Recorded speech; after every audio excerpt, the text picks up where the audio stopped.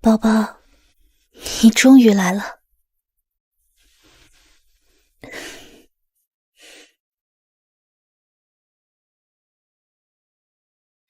这么重要的消息，还是亲口告诉他。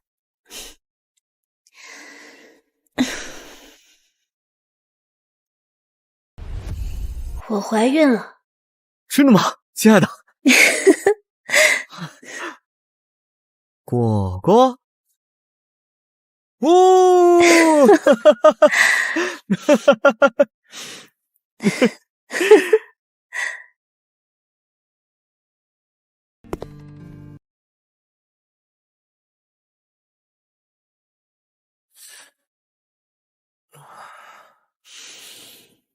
老公，你回来了。我今天不方便。我来例假了。袁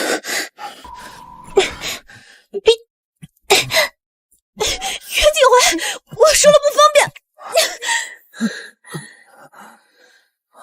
扫兴。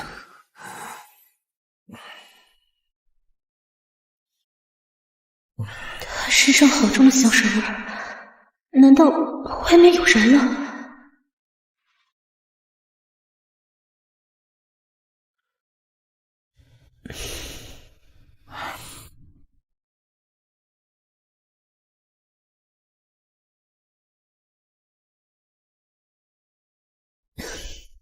老公，昨天晚上去哪儿了？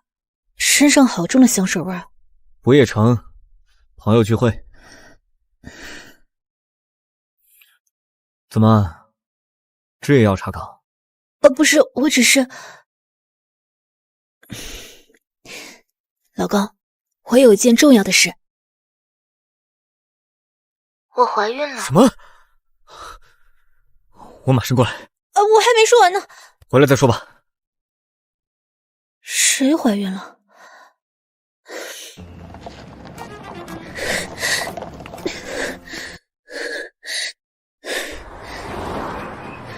师傅，跟上前面那辆黑色奔驰。好嘞，抓奸是吧？放心，交给我。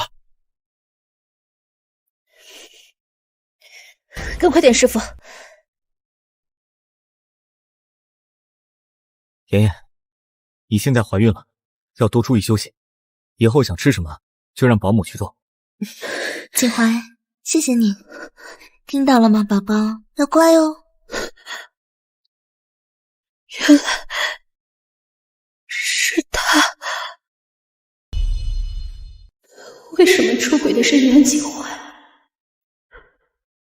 我却像做了对不起他的事一样。你跟踪我，顾宁，你又在耍什么把戏？肚子不舒服，来检查。景怀，这位是顾宁啊，原来你就是顾宁啊！不好意思，我在庆氏这边没什么熟人，身体不太舒服，就找景怀哥陪我来趟医院，你不会介意吧？顾宁忍住，就算再恶心，在这小三面前，你这个正宫也不能输。当然不介意。老公，我等你一起回家。妍妍，都说了要听医生的，你不要乱动。好了，景怀，以后我乖点，好好听你话，你就不要再凶我了吗？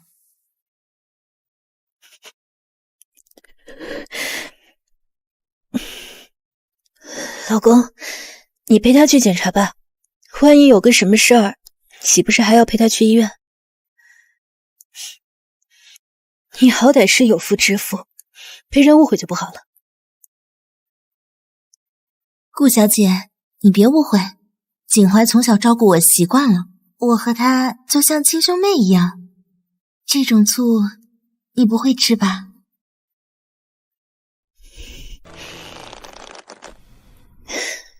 老公，晚上记得回家吃饭，我有事要说。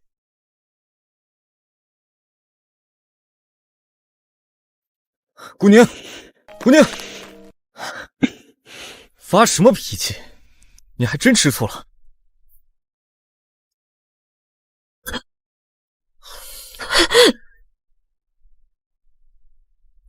不是让你平时少吃点零食吗？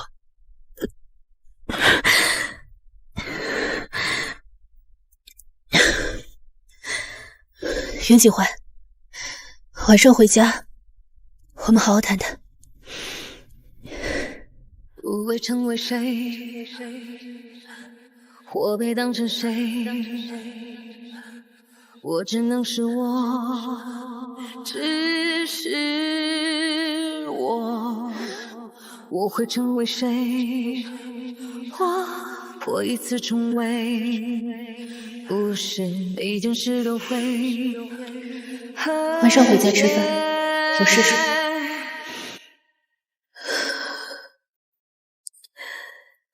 宝宝，对不起，我们可能不能给你一个完整的家了。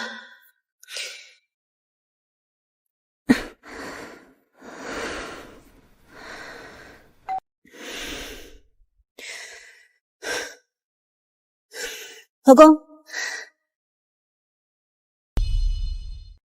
老公，你会……顾小姐，又见面了。有事？啊，对了，这是景怀昨晚换下的脏衣服，他今天早上直接去公司了。我正好来办点事儿，就顺路送过来。所以昨晚他们一直在一起。我会转交给他。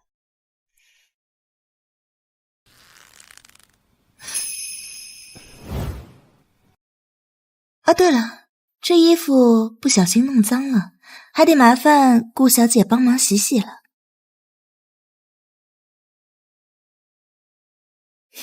莫小姐还有其他事吗？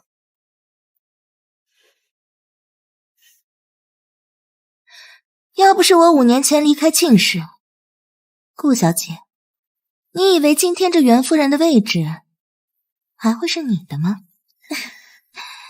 不过现在我已经回来了，景怀他一定是我的。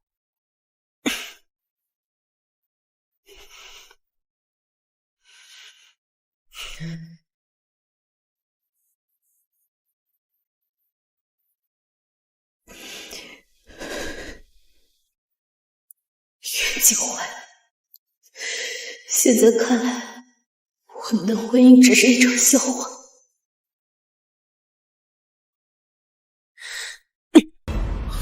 莫小姐送来的，说是你昨晚换下的衣服。既然脏了，扔掉就行。你不解释一下吗？解释什么？我们之间清清白白。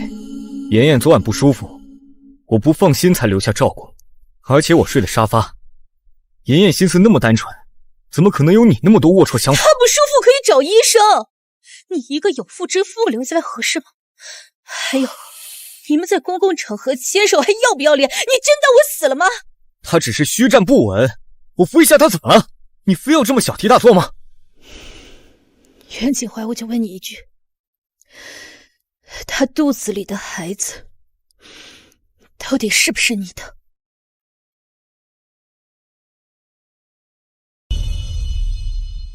他肚子里的孩子到底是不是你的？如果不是，你为什么不否认？如果不是，你为什么要那么维护他？你说，顾宁，你简直不可理喻！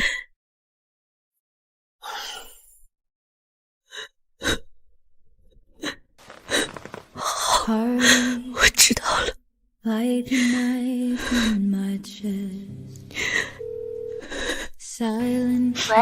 宁，太阳打西边出来了，你居然主动给我打电话。西子，我撑不住了，我撑不住了。怎么回事？袁景华欺负你了？明天中午老地方见面说，老公出轨了，小三怀孕了。我操！让袁景华那孙子等着，老娘可学过泰拳，姐妹必须给你撑腰。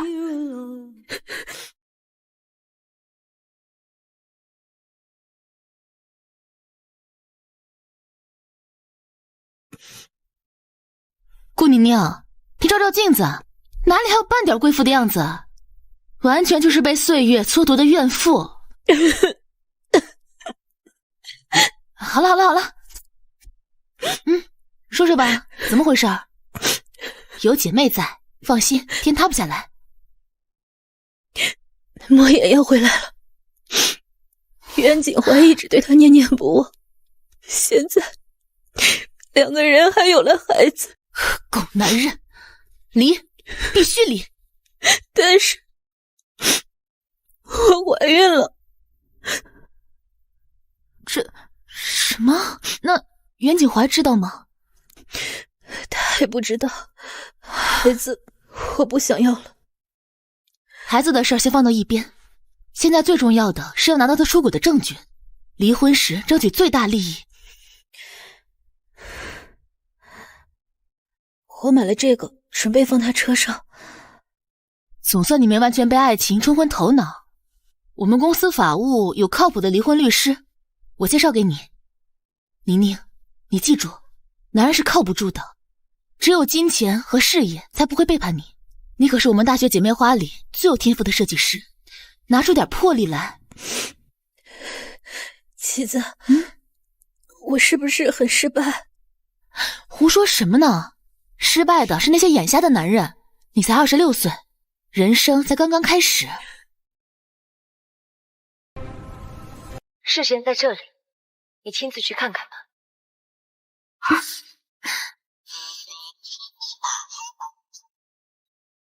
珊珊，你竟然勾引我老公！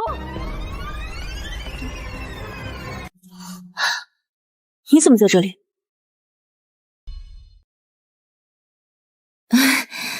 顾小姐，不好意思啊，未经过你的允许，私自进你家门，你不会介意吧？在我家你不是外人，不用管他。其次说的没错，这2人纯属一对狗东西，竟然能让自己的情人和老婆同住一个屋檐，还要让我这个正宫去伺候他的情人。妍妍身体还没好，她一个人住城南我不放心，所以这几天她要住这儿。我下午给你发过消息，你不回。我的家到时候成了你们的爱巢了。景怀，要是顾小姐不愿意的话，那我还是先走吧。不用走，你先回房间去。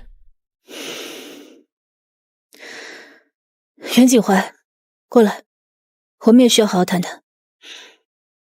景怀，你快去给顾小姐解释一下，别让她误会了。放心，明天你就住家，会有阿姨来照顾你的，没有人会赶你走的。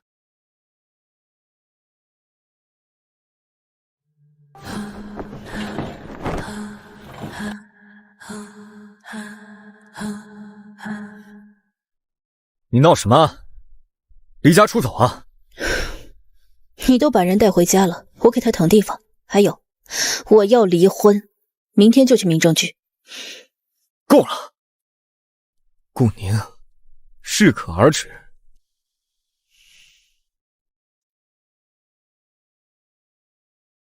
实话跟你说吧，妍妍肾脏有问题，医生说最多活不过1年半。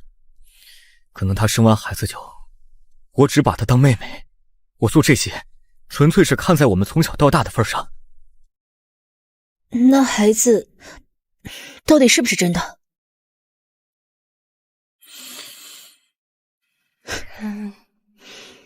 行了，多说一句都是浪费口舌。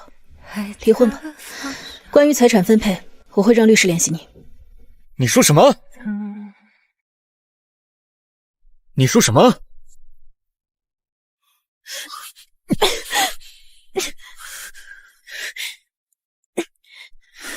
顾宁，你不要在我面前玩欲擒故纵的把戏了。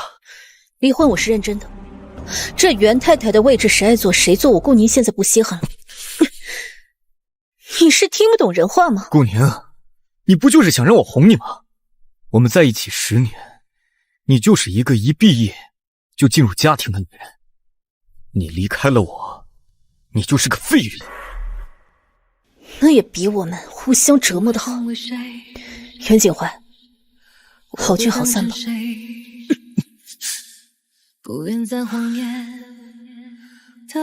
你要是脑子不清楚，我给你1晚上时间，你好好清醒清醒。会成为谁？或一次重温，我只能是我，是我。医生说了，要多吃点，补充点营养。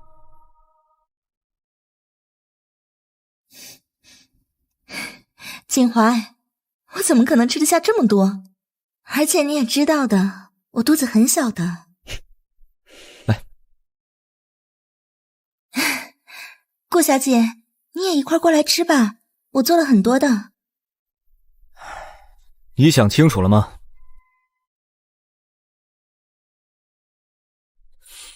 别管他，吃。顾小姐，我知道你对我有意见，你和锦怀就不要因为我吵架了。我保证，等我生下这个孩子，就立马离开，消失在你的视野里。而且，我和锦怀真的只是好朋友。好朋友一起牵手，还是有妇之夫的手。莫小姐在古代，怕不是要被进猪笼啊！顾小姐，我们真的不是你想的那样。行了行了，少哭哭啼啼的，这招对我没用，想哭冲他过去。够了，顾宁，你不要太过分。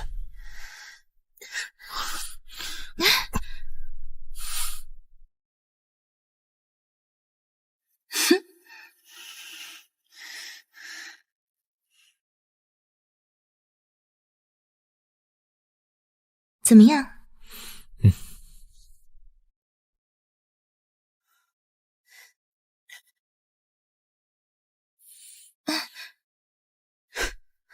看来我来的不是时候。顾小姐，你别误会，我和锦怀只是……闭嘴！你吼什么？你嫌刚才在餐厅闹得还不够大吗？你要是不离婚，我还能闹更大的。妍妍，你先回房间休息。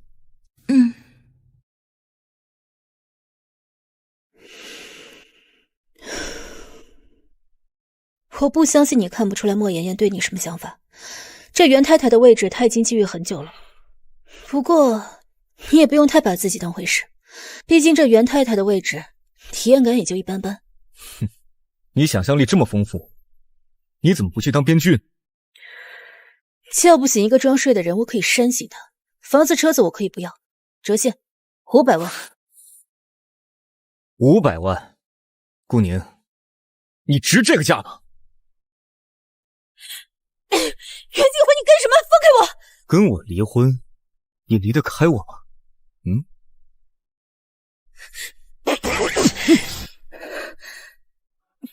顾宁，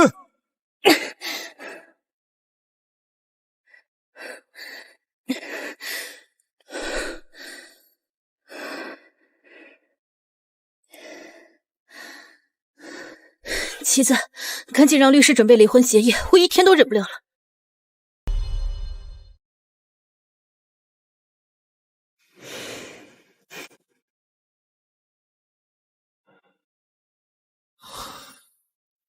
这么晚还没睡啊？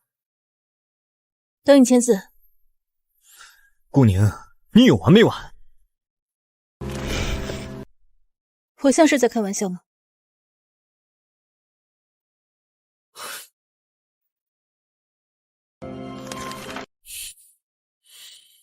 跟我提离婚，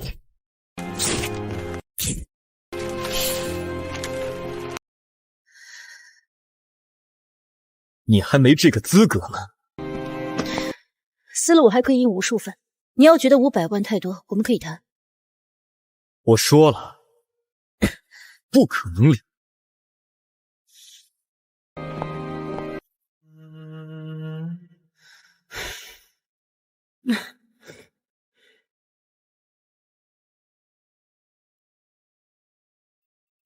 宁宁，你别这样，为了渣男伤身不值得。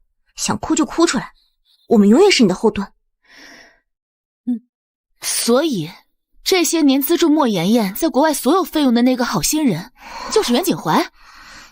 他养了白月光10几年，却让你在家当免费保姆。现在，就连我的婚房都让小三住进去了。既然他不肯在协议上签字，那就起诉离婚。没有证据，我们就制造证据。那孩子呢？之前不想聊，现在如果要生，就要多要财产，养孩子就是养吞金兽。我们3个一起养，我来当干妈。我也当。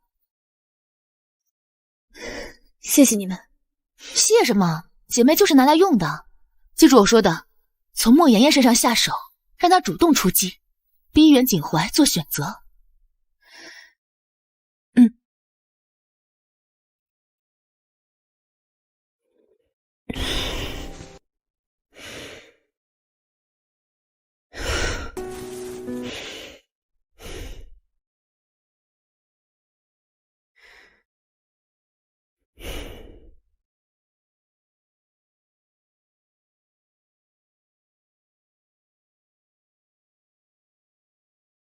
和爱的人看一场落日，感受不息的风。莫言言小号。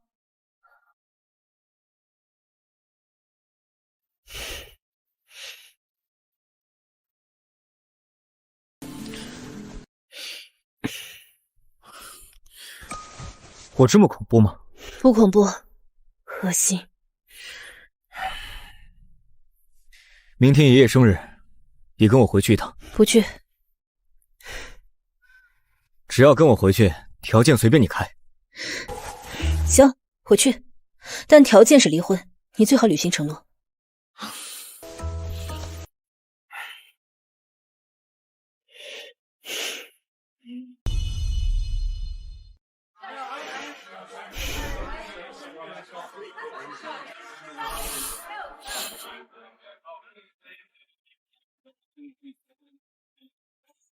好。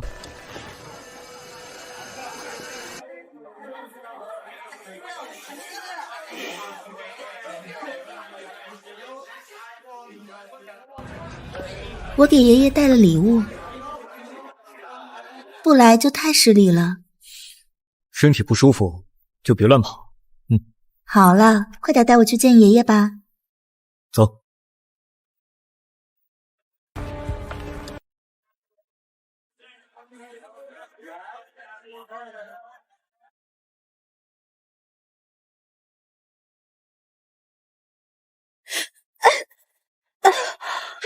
太太，你不要想不开闹自杀呀！顾宁，你闹够没有？你知道今天什么日子吗？我呢？顾小姐，你别误会，景怀他只是扶了我一下。你们想象力这么丰富，怎么不去当编剧啊？简直不可理喻！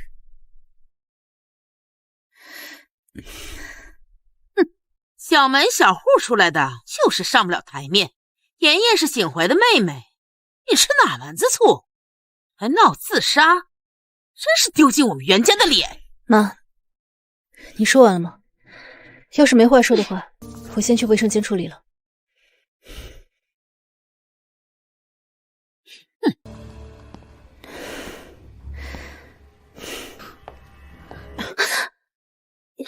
不好意思，不好意思，我走太着急了，没看到，不好意思。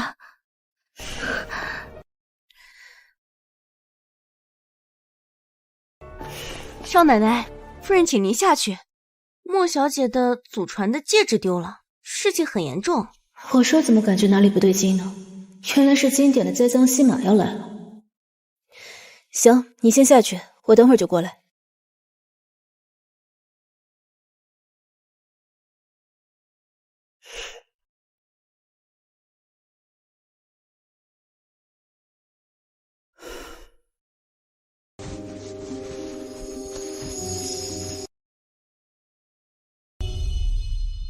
这个戒指是我太奶奶传下来的，对我意义非凡，求求你们一定要帮我找到。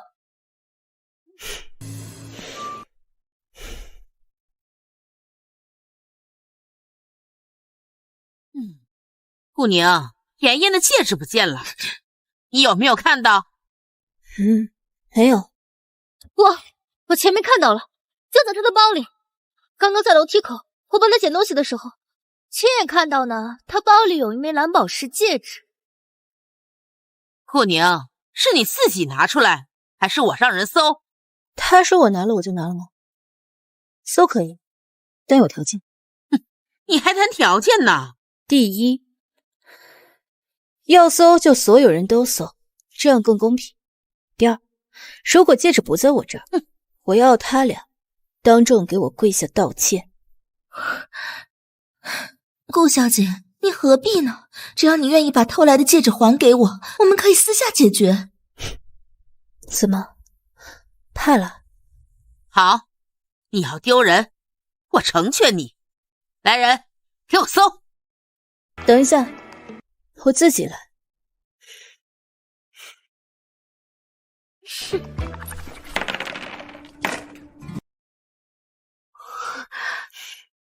看清楚了？哎，真没有啊！接下来该他了。当然不可能是我。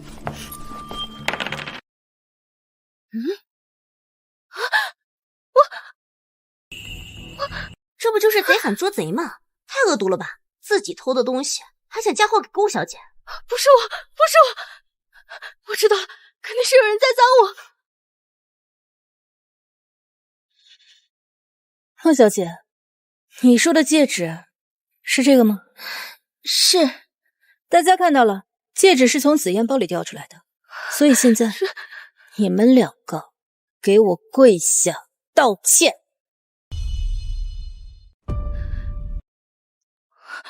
我没有拿，肯定是有人趁我不注意的时候偷偷放进我包里的。对了，那里有监控，我又没有说谎，查监控免职。楼梯口是死角，但宾客厅监控无死角，一定是顾宁刚才靠近我的时候放的。该死，查监控，我要证明我的清白。戒指上没有我的指纹，警察来了也好，就怕监控恰好坏了。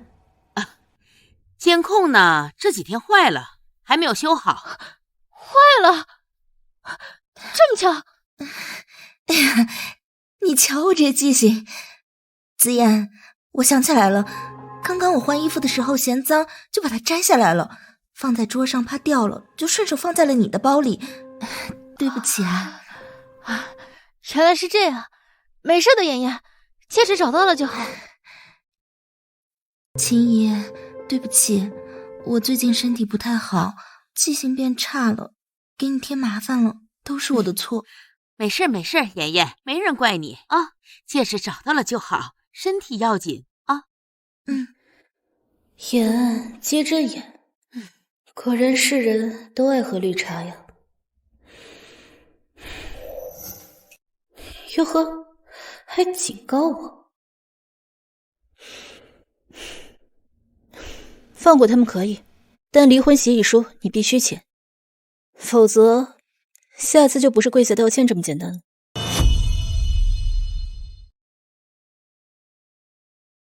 谁啊？顾小姐，是我，能开下门吗？我有事找你。我睡了，有事明天说。顾小姐，这事儿必须说清楚啊！求求你开门，就1分钟。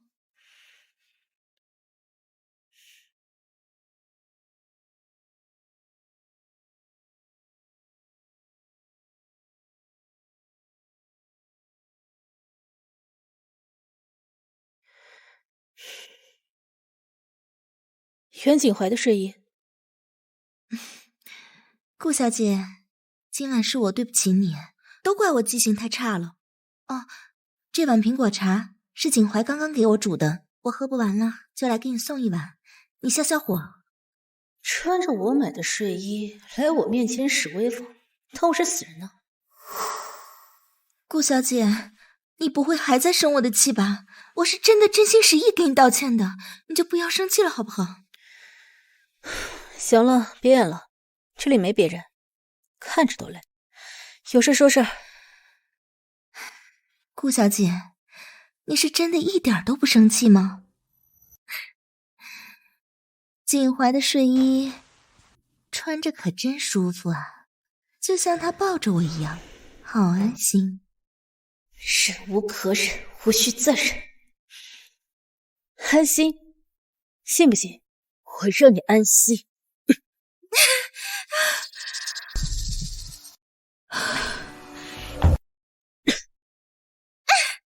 穿我的，用我的，还敢在我面前嘚瑟？你放开我！这一巴掌，姐教你什么叫规矩。要发疯去别处发，要不是看你快死了还怀着孕，我早就拿脚踹。你竟然敢打我，你会后悔的！后悔？我之前容忍你，是因为懒得跟将死之人计较，现在我不想忍了，是因为你太欠打了。那是因为之前景怀护着我，你不敢。现在景怀不在了，你就动手打人。别往自己脸上贴金，你就是个不要脸的小三。你原本我打算明天就跟他离婚，但现在我改变主意了。只要我不跟他离婚，你就永远是个见不得光的小三，一辈子抬不起头。不被爱的人才是小三，我和景怀青梅竹马，他爱的人一直都是我，你才是那个替代品。那又怎样？我执政上岗合法，而你就当我老公出去花钱找了只鸡。顾小姐，你怎么能这么对我呢？你要为景怀想想啊！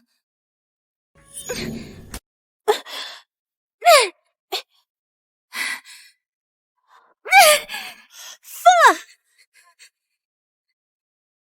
我说过的，会让你后悔。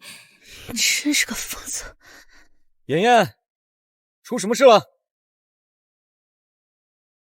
居然自残，为了陷害我，他连命都不要了。不要，顾小姐，你放开我！发生什么事了？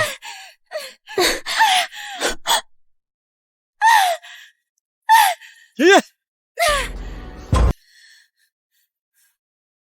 妍妍，你怎么样了啊？我叫医生。真狠！喂，120。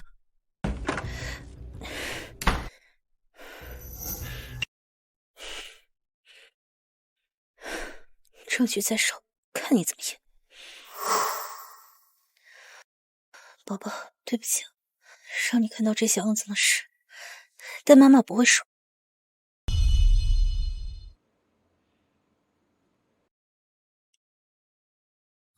顾宁，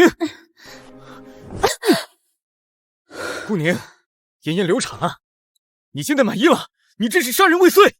什么？啊！走，去医院道歉，给妍妍跪下道歉。我没有，是他自己摔倒的。你闭嘴！我亲眼所见，证据确凿，给我走！放开我！放开我！好，我跟你去，先放手。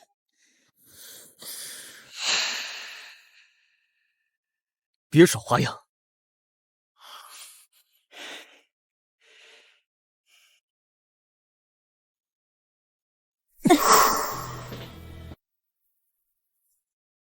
顾宁，你跪下给妍妍道歉，直到她原谅你为止，否则我就报警告你谋杀。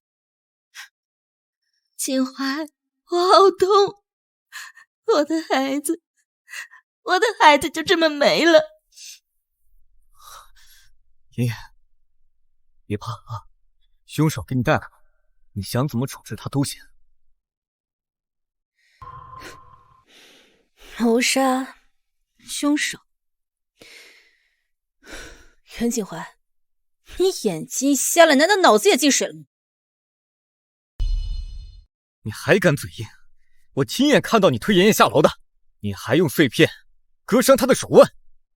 顾宁，我没想到你这么歹毒，竟然还想杀人。昨天晚上我就把视频发给你了，我请你看完再定罪。视频？一晚上够你伪造几百个视频了。妍妍那么善良，她怎么会说谎？你分明就是嫉妒她，存心想害死她罢了。顾宁，我知道你恨我，但你有什么事情冲着我来？孩子他是无辜的呀。我只是想为昨天的事给你道歉，结果你就做出那么极端的举动，现在还为什么不承认呢？爷爷，不哭，医生说了，你现在情绪不宜激动。顾宁，你这种歹毒的女人，你连妍妍一根手指头你都比不上。是啊，不能比，因为她不配。不配？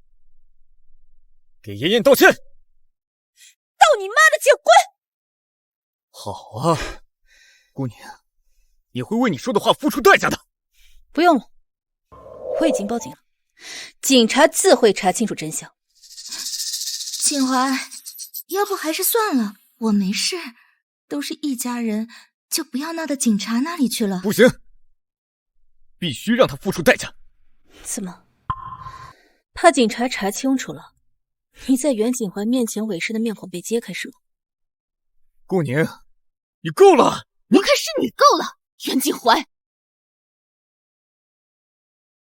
你是眼瞎还是智障？袁家怎么就生出你这么一个是非不分的玩意儿？那绿茶自导自演陷害你，你帮着外人欺负自己的老婆，你还是男人吗？你怎么能这么骂人呢？失去孩子的人是我呀！闭嘴吧你！不要脸的小三儿，那是你活该。我手上有证据，警察一会儿就来了。我不是小三儿。顾宁，你故意让你朋友来找事，不就是觉得我没跟孩子一块摔死吗？好啊，那我现在就去死，这样你总满意了吧？爷爷，你刚做完手术，要死建议去天台，这是3楼，摔不死。你们非要逼死妍妍吗？袁锦怀，你错了，没人要逼他，反而我祝你们两个婊子配狗，天长地久。东西都在这儿了，等警察处理清楚，我们就立马去离婚。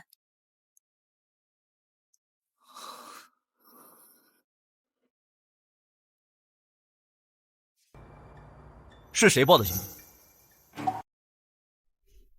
是我，警察同志，我有完整的证据，是他自残并自己摔倒，意图诬陷我。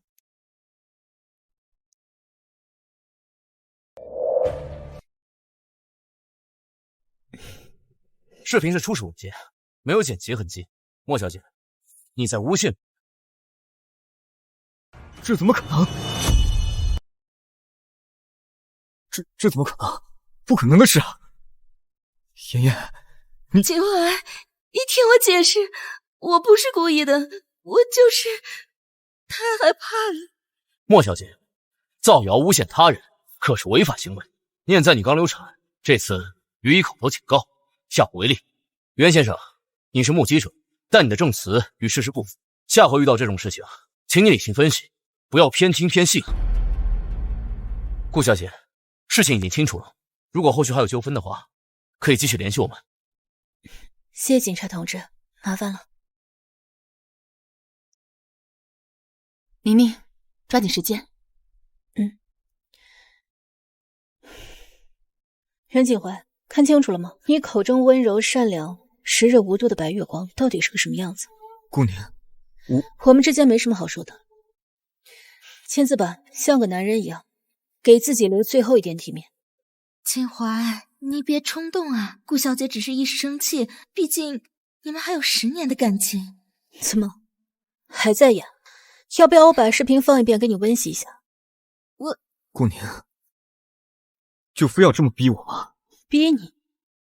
袁锦怀，从你把他接入家门的那天起，逼我的人是你。现在，我只是想要一个解脱。签字吧，签完字，我立刻从眼前消失。明天周一，民政局见。你就这么着急吗？不是着急，是恶心。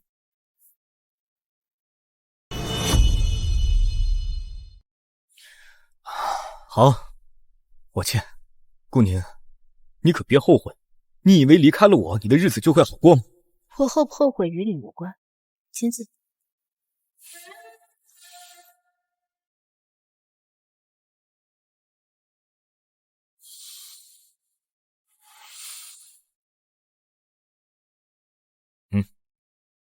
明天上午9点，民政局，别迟到。你就这么迫不及待吗？对你，我1分钟都不想多等。景怀，对不起，都是我不好。你待着吧，我想一个人静会儿。第一杯，庆祝我们宁宁大难不死，必有后福，远离渣男，前途一片光明。干杯！干杯！庆祝新生！离婚协议上他签了字，在法律上就已经生效一半。等周一把证一领，你就彻底自由了。以后想工作、想休息、想谈恋爱，都随你高兴。我已经联系中介找了房子，我再也不会回去让他们恶心我了。现在我只想2件事：第一，顺利拿到离婚证；第二，想清楚肚子里的孩子该怎么办。宁宁，不管你做什么决定，我们都会支持你的。留下，我们几个一起养，大不了就是多几个干妈嘛。不要的话，我们也陪着你，照顾好你的身体。对，别有压力，身体和心情是最重要的，而且不能让袁家的人知道，尤其是袁景怀，他不配。谢谢你们，有你们在，我什么都不怕。宁宁，那你工作上有什么打算吗？要回设计这行吗？我这几年虽然一直没有上班，但一直都在关注行业动态。设计是我的热爱，我不会放弃。这就对了，你当年可是我们系最有天赋的。找工作的事儿包在我身上，我们公司设计部正在招人，内推。吃。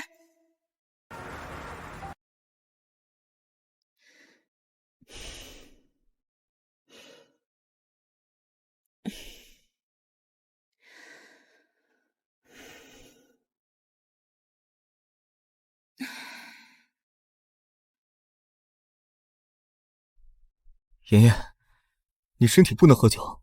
袁景怀，你来了，你陪我喝点。不行，我送你去医院，走。我没事，我就是太难过了，我的孩子没了。景怀，你能陪陪我吗？好，你喝饮料，我喝酒。景怀，你对我真好。顾宁，你竟然一个电话都没打，凭什么这么对我？离了我，你算什么？你一定会后悔的，一定会回来求我。景怀，你今晚留下来陪我好不好？很晚了，你早点休息吧，我该回房间去了。景怀，我一个人待着害怕，你就留下来好不好？我累了。今晚机会难得，不能再等了。景怀，这一次你可跑不掉了。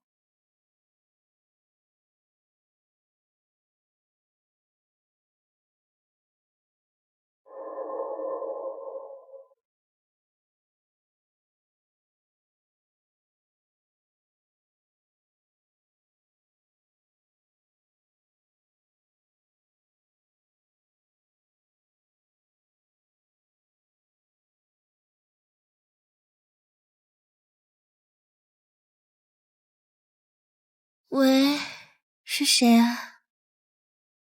我找袁景怀。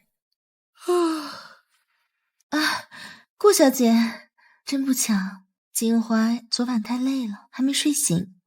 我也好累啊，浑身都好酸。景怀昨晚一点都不温柔，折腾人家到现在都没缓过来呢。要不你晚点再打过来？麻烦你转告他，半个小时之内民政局见，国事不好，后果自负。顾宁，你这个贱人横什么横？从今以后，景怀他就是我的了。哼！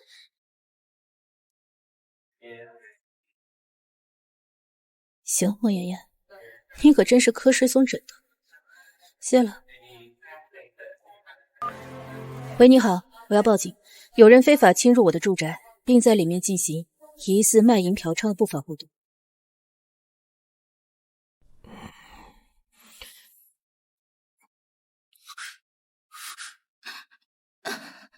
是你？我们昨晚……锦怀，我们昨天晚上都喝多了，我一睡醒就成这样了。锦怀，你别担心，我会跟顾小姐好好解释的。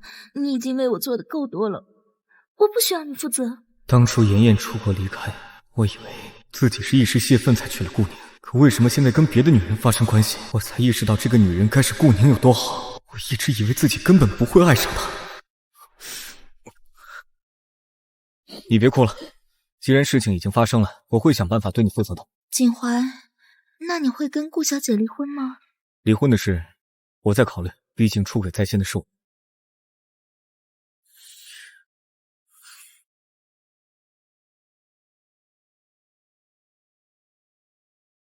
我们接到房主顾宁女士报警，称有人非法侵占其住宅，请配合调查。警察同志，你们搞错了吧？这是锦怀的家，我们住在这里。你认识他们吗？他们是业主或住户吗？这栋房子的登记业主是顾宁女士，他们两个我不认识。好，我知道了。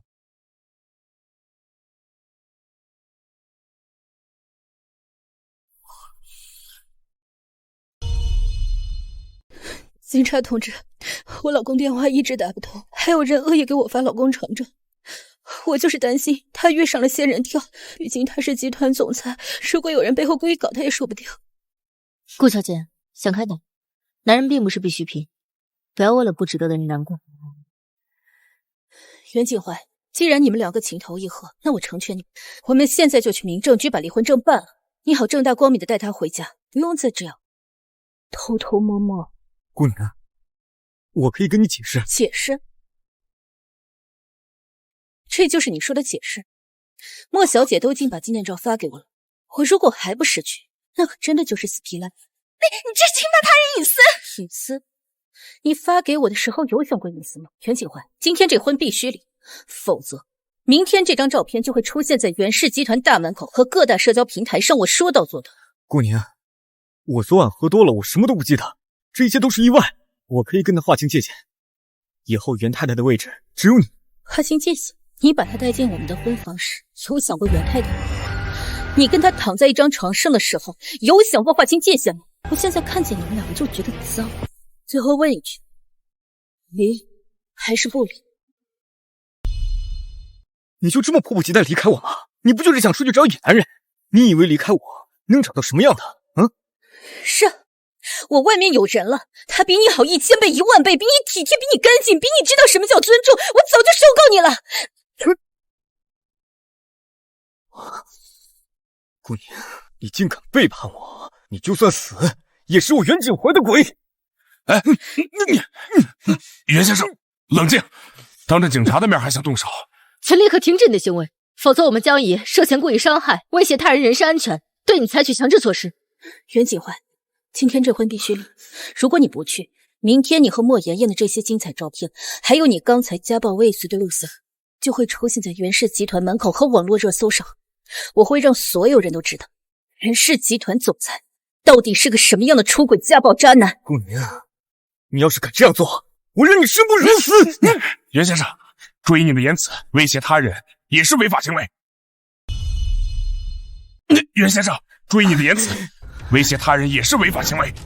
袁景怀，你试试看，反正我烂命一条，拉上你的白月光和袁氏股价陪葬，值了。顾宁，你以为你是谁呀？你不过就是我睡了2年的烂货。你要离婚？好，我成全你。但是你想分钱，我告诉你，我1分都不会给你。500万，1分都不能少，否则你可以试试，是袁氏的声誉和股价硬，还是我光脚的不怕穿鞋硬？明天下午2点，民政局，我等你。这是你最后保有这可悲体面的机会。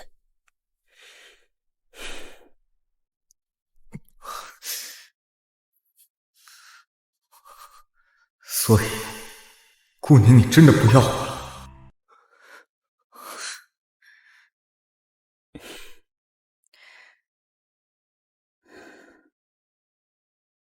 自愿离婚，财产分割无异议。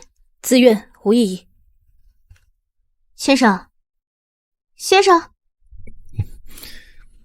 自愿。我看你没有特殊情况，所以不需要离婚冷静期。没其他问题的话，签字盖章吧。遥不可及，忽然间恍若一切不再熟悉，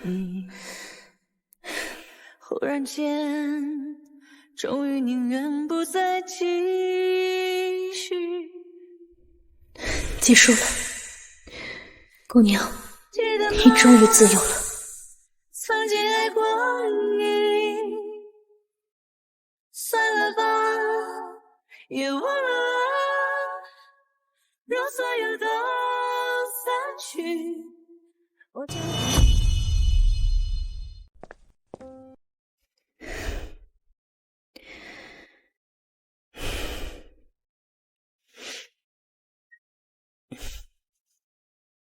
普天同庆，放鞭炮！姐妹，你终于脱离苦海了，恭喜年年恢复单身，走向辉煌人生。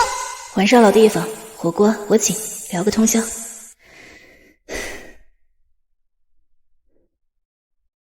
袁景怀，从此你我生死无关，富贵勿扰。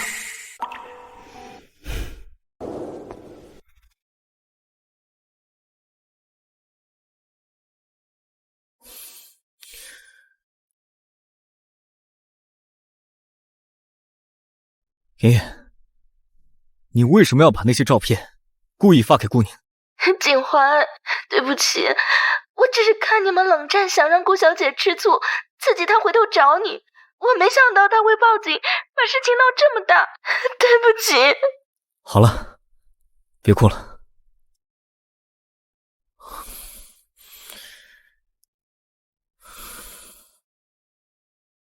顾宁，我是不是彻底失去你了？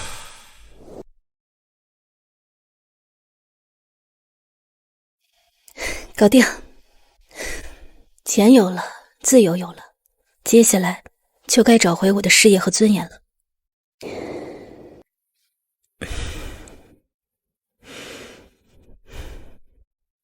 姐妹们，我决定好了，今天去医院和过去彻底告别。我陪你。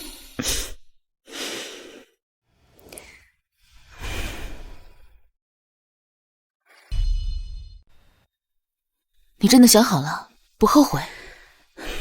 想好了，这个孩子不能带着错误婚姻的烙印出生，对他不公平。我跟袁景怀就得断得干干净净。好，无论你做什么决定，我们都支持你。走吧。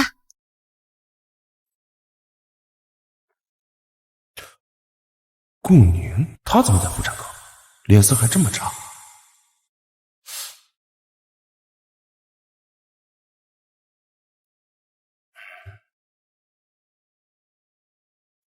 怀孕了，老袁知道了。他们最近不是在闹离婚吗？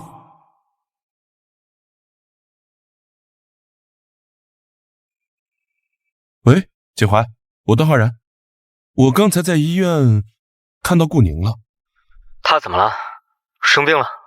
她在妇产科，怀孕了，好像要把孩子给打了。你说什么？她怀孕了？哪家医院？人在哪儿呢？快，她要进手术室了。顾宁，为什么从来没告诉过我你有了我们的孩子？不行，我绝不允许你打掉他。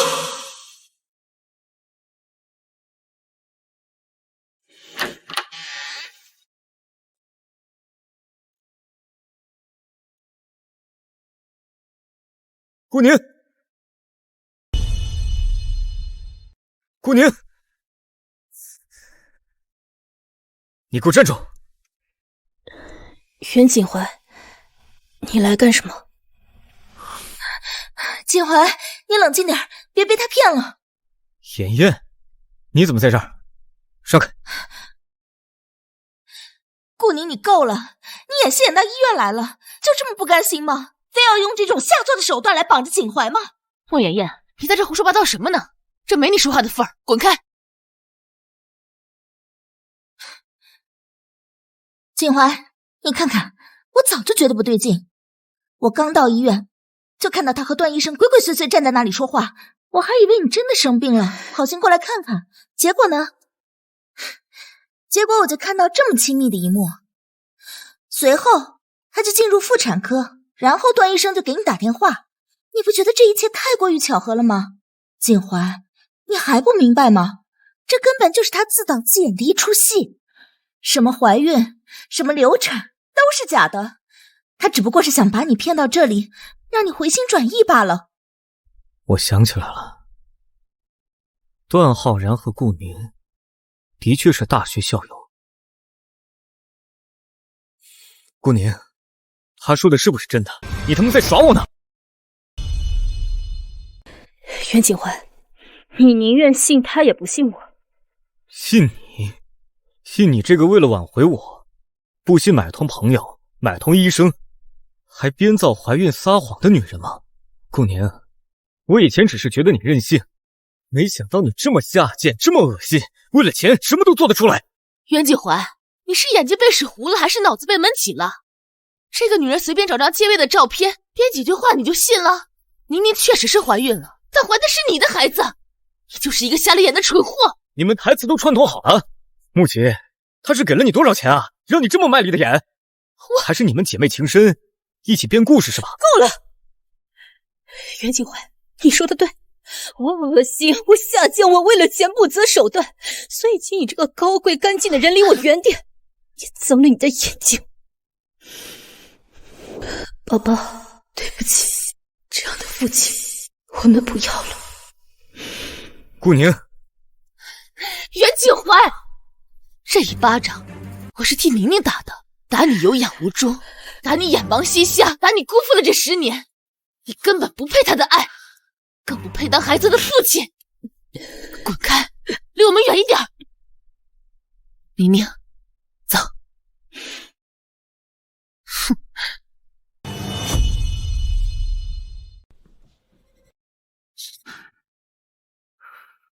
顾宁，你好得很，你好得很。锦怀，锦怀，你的手，别这样，你为了那样的女人根本就不值得。她今天能编造怀孕，明天就能做出更加离谱的事来，离了婚还能这么阴魂不散，她就是想搅得你不得安宁。锦怀，你去哪儿？等等我！锦怀，你来了，怎么样？拦住顾宁了吗？孩子他……段浩然，你怎么了？顾宁他……袁锦怀，你疯了！我好心帮你，这全是赏你的，你竟然跟他一起耍我！段浩然，我没想到你是这种人，从今往后，我没你这个朋友。段医生，你没事吧？啊，没事。你也别怪锦怀，他现在正在气头上呢。那个顾宁也真是的，怎么能拉着你撒这种谎呢？他跟锦怀已经离婚了，而且听说已经分居很久了。那个锦怀也真是可怜，居然还被蒙在鼓里。我去，孩子不是锦怀的，自己好心办了坏事，唉。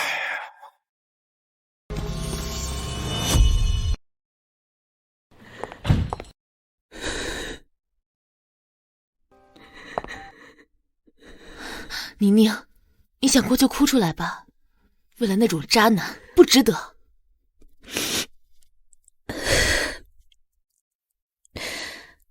不哭了，妻子，从今往后，我一滴泪都不会为他流。起来。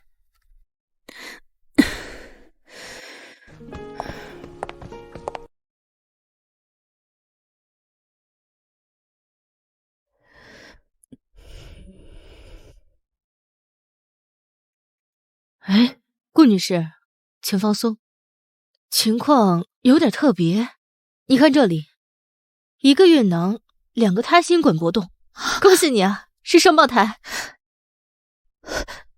双胞胎？医生，你确定吗？真的是2个？确定。看这里，2个独立的孕囊都可以看到胚芽和原始心滚搏动，发育挺好的。老天真会开玩笑，我备孕2年都没成功，竟然在下定决心斩断一切的时候，怀上了双胞胎。顾小姐，你真的考虑清楚不要了吗？双胞胎很难得，流产也很可惜啊。跟孩子的爸爸一起决定好了是吧？医生，孩子爸爸死了，我决定不要。郭小姐，你是母亲，有做任何决定的权利，但是有些风险我需要提前告诉你。你的子宫壁情况比较特殊，内膜偏薄。医生，这是什么意思？手术会有危险吗？意思是，如果现在进行手术，流产不全或者大出血的风险比普通孕妇要高。更重要的是，以她目前的子宫条件，如果这次流掉，对内膜损伤会比较大，在未来3年内可能都很难再次自然受孕，即使受孕，流产风险也会增高。那该怎么办？我的建议是今天不能手术，我先给你开一些保胎和补充激素的药，你按时服用，1周后再来复查。如果数值能顺利涨上去，胎儿发育稳定，我们再根据你最终的决定来评估手术风险和时间。好，医生，我听您的。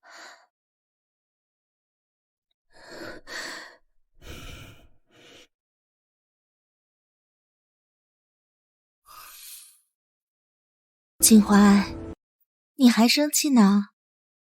不过这次顾宁确实做得太过分了，她怎么能用怀孕这件事情来欺骗你呢？为了钱，他什么事儿都做得出来。500万到手了，他还不知足。锦怀，如果你真的喜欢孩子的话，我可以为你。我累了，我先送你回去休息吧。顾宁，你等着，我早晚会让锦怀彻底恨透你。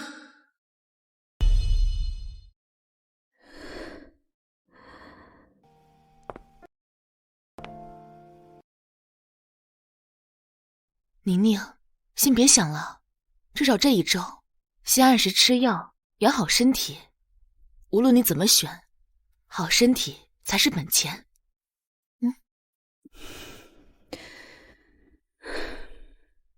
妻子，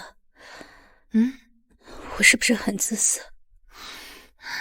因为害怕再和那个人有牵连，因为害怕未来的艰难，就想放弃他们。你胡说什么？你这不叫自私，这是现实。养孩子不是光有爱就够的，经济和精力都很重要，而且他们以后肯定会问起父亲是谁。这些问题你都要想清楚。不管你做什么决定，都是基于对你自己和对他们2个小生命的负责，这不是自私。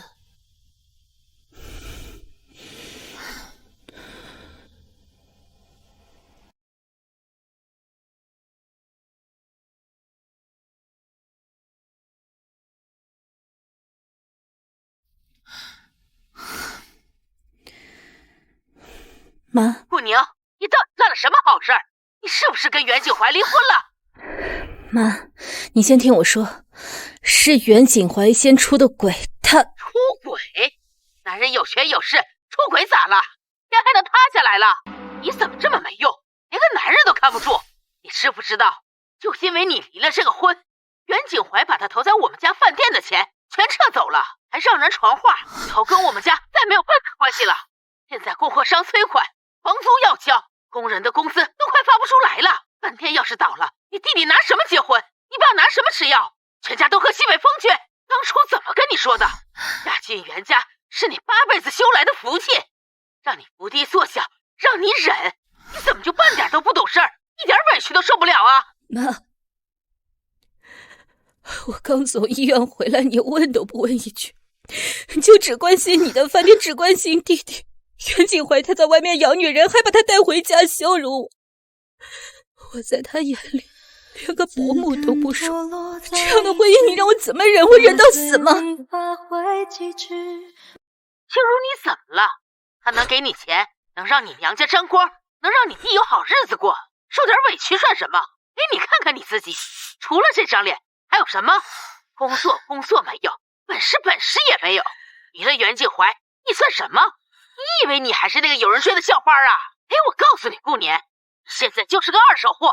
赶紧的，我不管你是去哭、去求还是去跪，都得把袁景怀给我哄回来啊！这婚不能离。说完了吗？你这是什么态度？我告诉你，顾宁，饭店是死是活，弟弟结不结得了婚都是你们的事。我跟袁景怀的婚已经离了，离得干干净净。从今以后，他是他，我是我，你们是你们。我不会再去求他，也不会再拿自己跟他做任何交易。你敢？你个白眼狼！我白养你这么大了，你有冤家，你等着饿死吧！那就等着看看，是我先饿死，还是我先活出个人样来？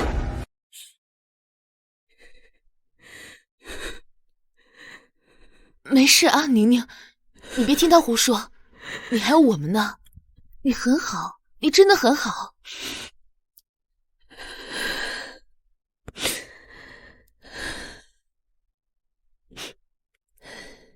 妻子，你说的对，离了谁，我都不会饿死。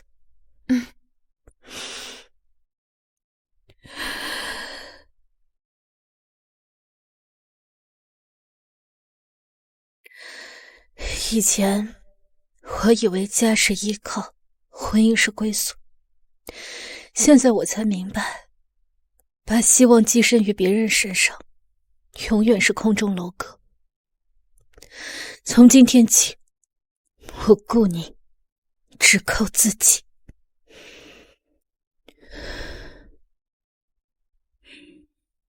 身为女人，妈妈会好好想清楚。但无论如何，妈妈答应你们，从今往后，不会再让任何人轻视我们、践踏我们。妈妈会变得强大，强大到足以保护自己，也保护我想保护的一切。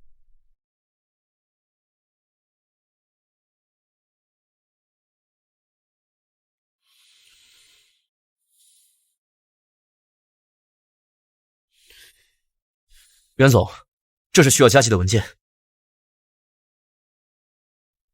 这几天外面有什么风声吗？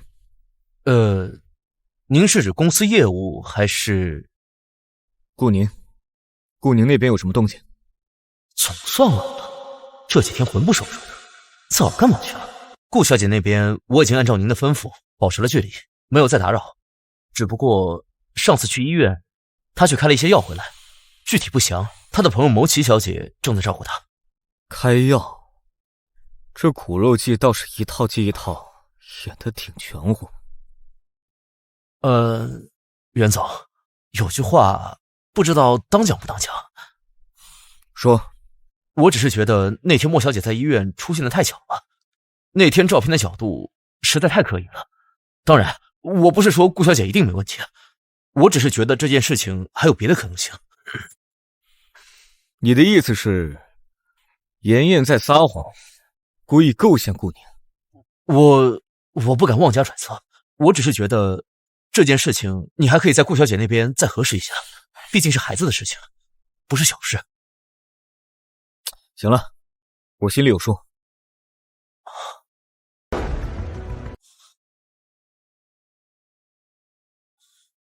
王小娟，这钱你到底什么时候还啊？我们老板可没什么耐心啊！今天我要是再见不到钱，你这饭店就别开了。两位大哥，求你们再宽限几天，就几天，我一定想办法。你看我这小本生意的，自己也……少废话！上次就说宽恕，第几次了？今天再他妈给我拿不出来，店给你砸了！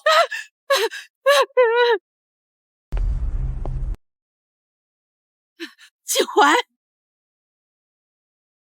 锦怀，哎呦，锦怀，你怎么来了？快里面坐。有点乱，你别介意。催什么催？没看我女婿来了，一边站着去。不用了，我过来是想问你件事情。你问。哎呦，跟我还那么客气，咱都是一家人嘛。顾宁最近在做什么？啊？他住哪儿？啊？有没有联系过你？哎呦，锦怀呀，你可想起宁宁了？那个死丫头，她跟你闹了点误会，她就铁了心了，不联系我们，电话也打不通。哎呦，我真是白养她了。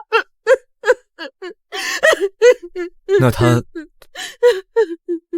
他身体怎么样？你们知道吗？比如去医院治疗。哎呦，你这么一说，我还真想起来了。是有那么一回，我隐约听到他跟人打电话，说什么检查，还有安心养着之类的话。哎呦，我也没介意，我以为他就是生病了。哎，锦怀呀，你们是不是？要是有了，那可就是大喜事了。哎呦，我来处理一下。好。锦怀，谢谢啊，谢谢啊，你可是我们家的大贵人呐。宁宁那边，我跟他好好说说。他欠条在哪儿？数额是多少？50万。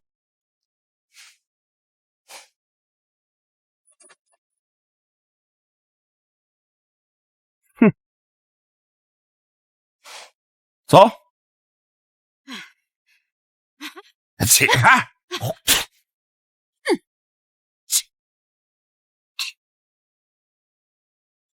小宁啊，刚才锦怀来了，说明他心里还有你，你别不识抬举，赶紧的服个软，跟人回去，家里就全靠你了。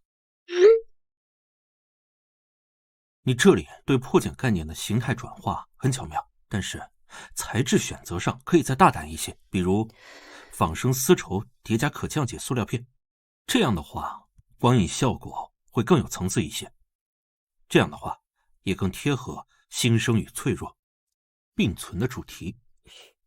陈老师，您说的对，我之前在材质上的选择确实保守了一些，这样一改，整个作品的张力和故事感都更强。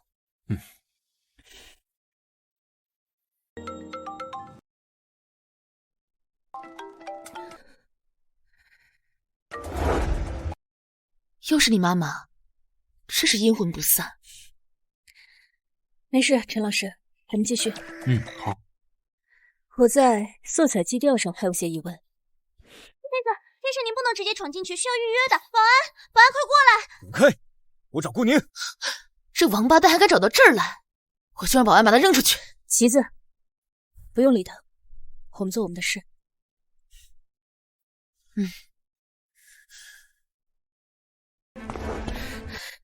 顾宁，你给我解释清楚。顾宁，你给我解释清楚。这位先生，请你放开他，这里是工作场合，有话好好说。你谁呀？滚开！这是我跟我老婆之间的事情。袁景焕，请你搞清楚，我们是前夫前妻，已经离婚了。请你离开，这里不欢迎你。离开，好让你跟这个小白脸厮混。顾宁，可真有你的，这才离婚几天，这么快就找好下家了。这就是你傍上的新金主，搞艺术，看来是给你的500万不够花。袁先生，请你放尊重一些，我和顾小姐只是正常的合作关系，也是朋友。袁景怀，你嘴巴放干净一点，你们谁都像你一样龌龊。陈老师是业内知名的设计师，我特意请来指导宁宁参加星耀杯的评委之一，谁都像你一样，眼里都是钱和那些龌龊事。旗子，陈老师，不好意思啊，我处理一下私事。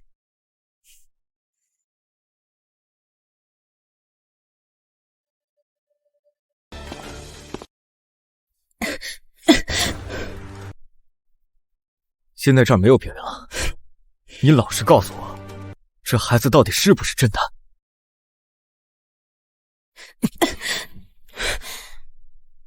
现在这儿没有别人了，你老实告诉我，这孩子到底是不是真的？孩子？什么孩子？袁景怀，那不过是我为了挽回你自导自演的一场戏而已。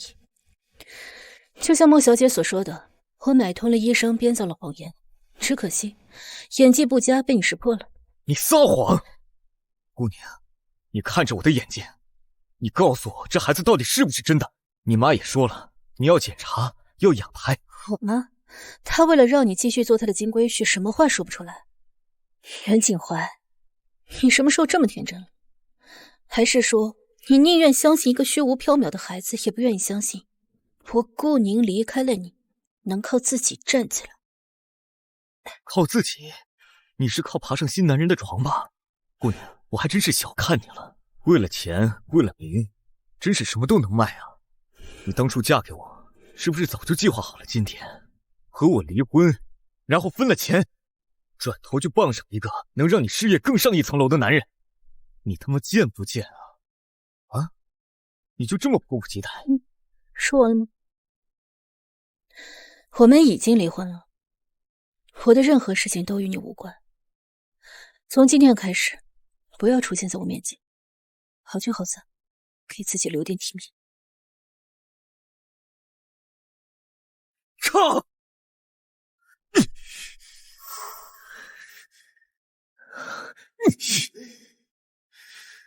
姑娘，你好得很啊！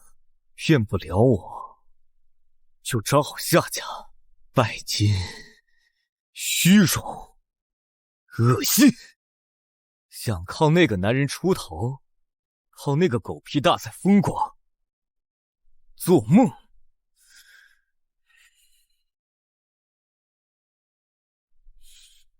给我查星耀杯的主办方和评委的背景，尤其是那个叫陈玉的所有资料。还有，我要这个大赛最大赞助商的联系方式，立刻，马上。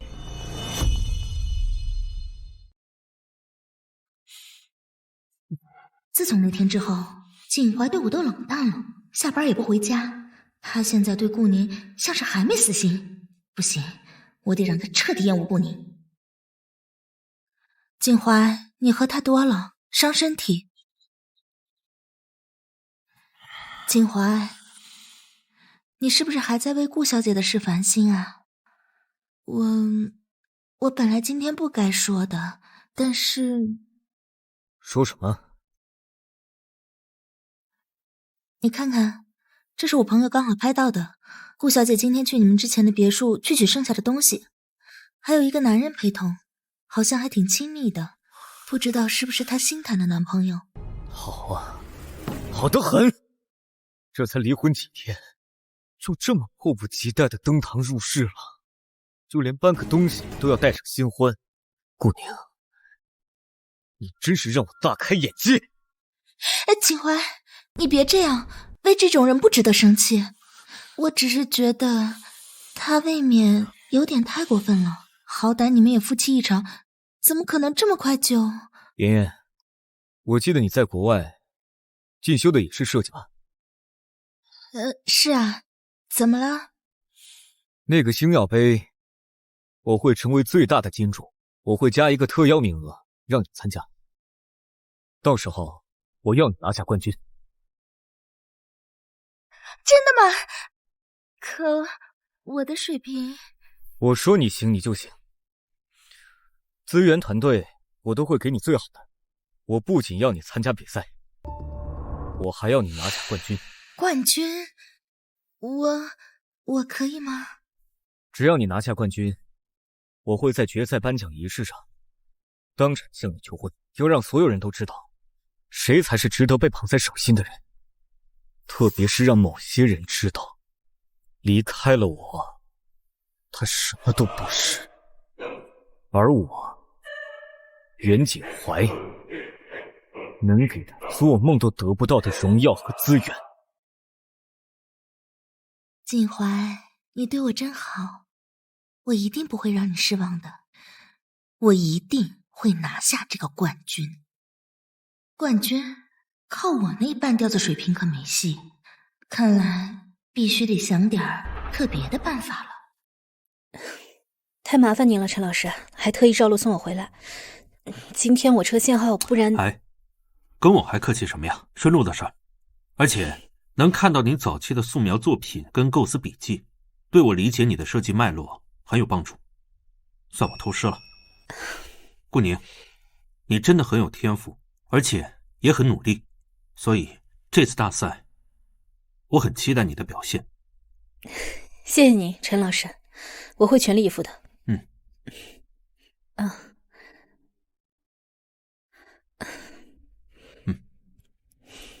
喂，棋子。宁宁，气死我了！我刚得到小道消息，袁锦怀那个王八蛋给西奥杯大赛组委会砸了1000万，硬塞了一个特优参赛名额给莫言言那个绿茶。这还不算，他放话出来，只要莫言言拿下冠军，他就在决赛现场高调求婚。这他妈分明就是冲着你来的，故意恶心你、羞辱你。1000万，就为了捧他的白月光，还真是大手笔。我跟了他10年，离婚也就拿到500万。就是，没人性的狗东西！宁宁，这口气我们不能忍。这大赛，棋子，这正好说明我离开他是最正确的选择。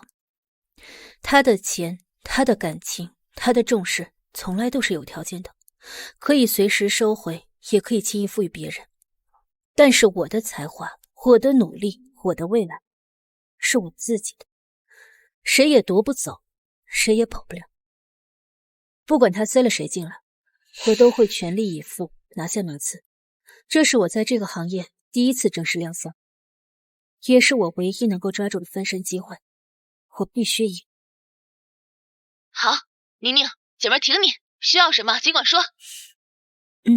我知道了。先这样，我到家了。陈老师，让您见笑了。我的私人生活有点复杂。我欣赏的是你的才华和心性，现在看来还要加上坚韧与清醒。顾宁，记住你刚才说的话，你的未来在你的手里，在这个圈子里是靠实力说话的。我很高兴在你身上看到了这种实力，还有更难得的破釜沉舟的勇气。大赛见。大赛见，谢谢你，陈老师。早点休息。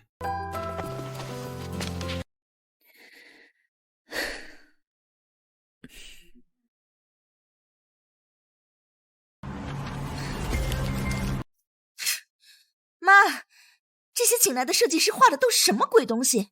连顾宁那些早期被扔掉的废稿都不如。现在网上已经开始有赛事前瞻了，都在讨论顾宁，说什么他是被婚姻耽误的天才设计师，期待值拉满了，而我却连个像样的概念都没有。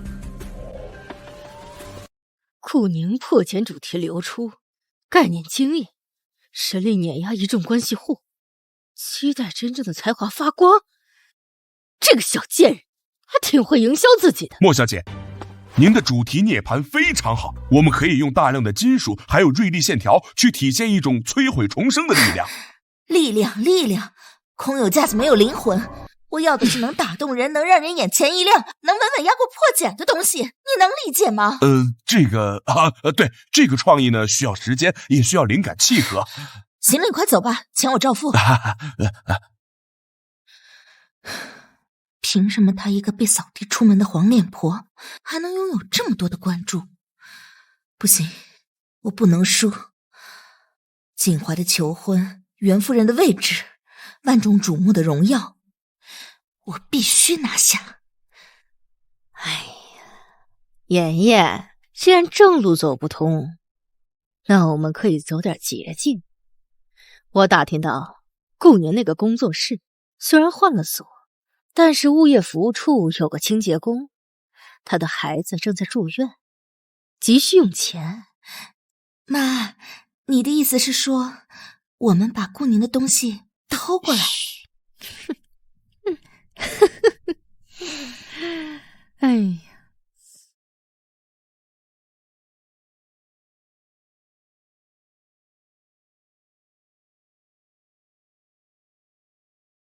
宁宁，你歇会儿吧，你已经连续熬了快20个小时了。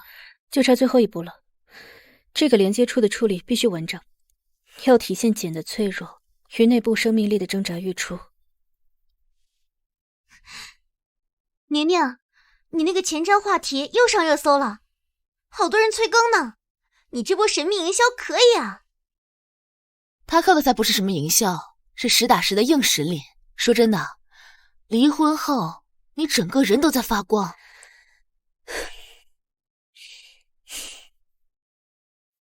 初稿的核心部分总算完成了，接下来就是完善细节和制作说明。不过这2天心里总有点不安，感觉有人盯着这里似的。你是太紧张了，神经绷得太紧。这破园区安保还行，再说你脑子里装的东西才是真正的宝贝，偷是偷不走的。明天就是最后冲刺了，走，姐妹带你去吃点好的，顺便再做个 SPA 放松一下，必须要调整到最好的状态。好吧，听你的，我也该放松一下了。走。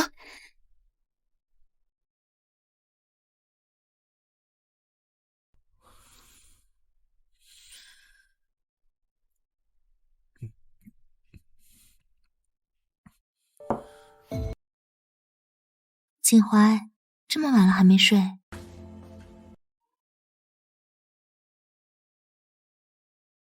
你不会是在想这次大赛的事吧？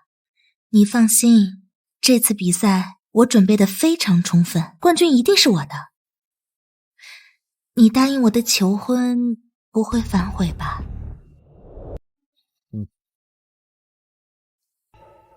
那就好，到时候我要让所有人都看看，我莫言言才是值得你袁锦怀倾尽所有的人。顾宁，他只配在台下看着。顾宁，你就这么笃定你能赢，还是根本就不在乎我是否会向别人求婚？好，既然你不在意，那我就让你亲眼看着我是如何把荣誉和承诺都给了别人。明天我要让你后悔莫及。这么晚了，你早点休息吧，明天大赛你别迟到。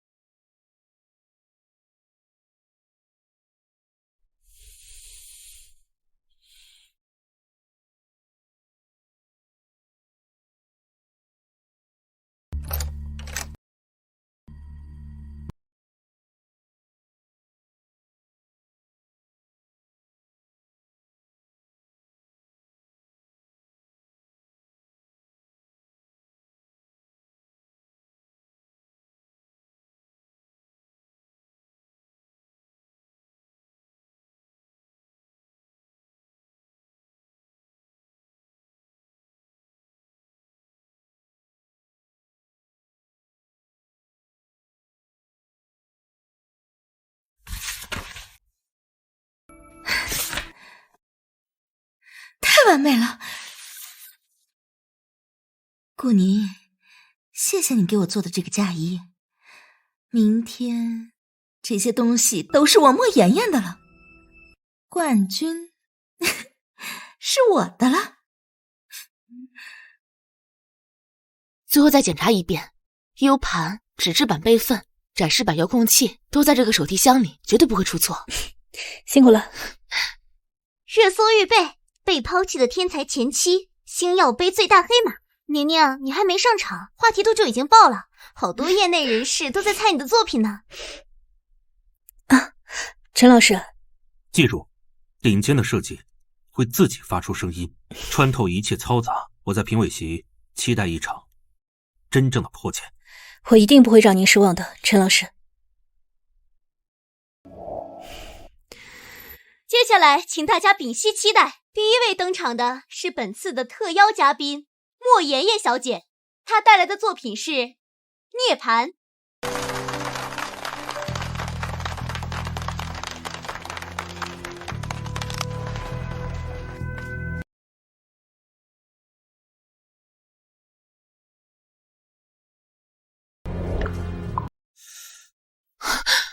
我去，这贱人怎么敢公然剽窃你的作品啊？他哪儿来的？不行，我现在就去撕他！别冲动，现在不是闹事的时候。对，别急，现在呢正中他的下怀，会毁了比赛。你以为这样就能赢了我吗？莫言言，我们拭目以待。涅槃意味着凤凰浴火和重生辉煌。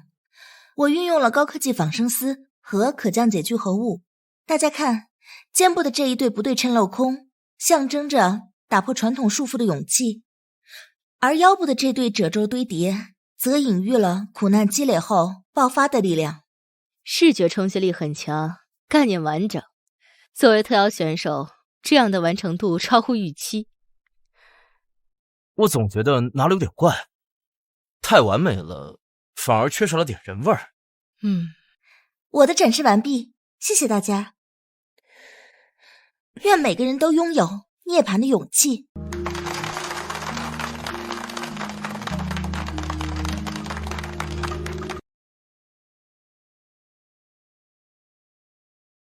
感谢莫言言小姐的精彩展示。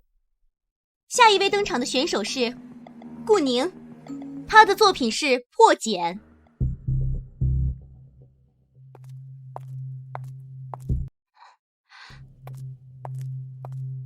他怎么空手上来了？没准备吗？难道是前面的太好，把他吓傻了？顾宁小姐，您的展示材料……抱歉，我的设计稿和电子资料在昨天晚上被盗了。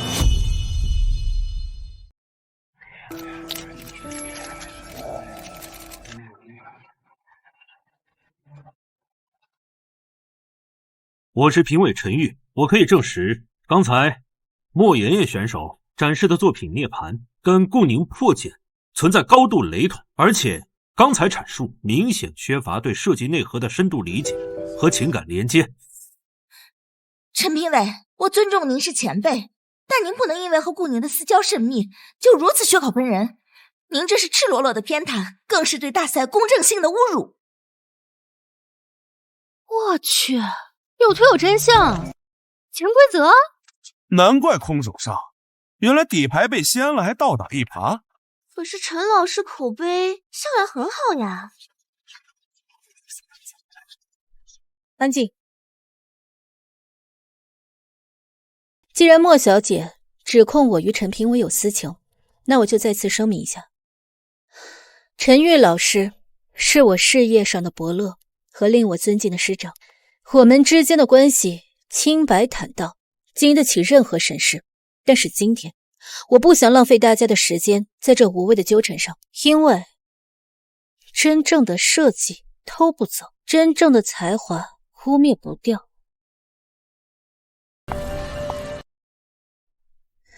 破茧从来都不是一件衣服，一个系列，她是一个女人，用10年的时光，用欢笑与眼泪，用期待与绝望，一层层缠绕出来的真实的生命轨迹。茧是什么？是爱，是家，是承诺，是逐渐收紧的束缚，是透不过气的温暖牢笼。我用双觥筹的柔韧与微妙光泽，去模仿记忆里最初温暖的触感，用可降解醋酸纤维的脆弱与必然消逝，预示那些注定破碎的幻梦。左肩胛处那道不对称的镂空，莫小姐，请你告诉大家，为什么它的撕裂方向是斜向上37度？为什么边缘的设计要处理成不规则的毛边状，而不是干净利落的切割？当然是美学感受，37度是最优雅的角度，毛边是为了体现挣扎的原始感。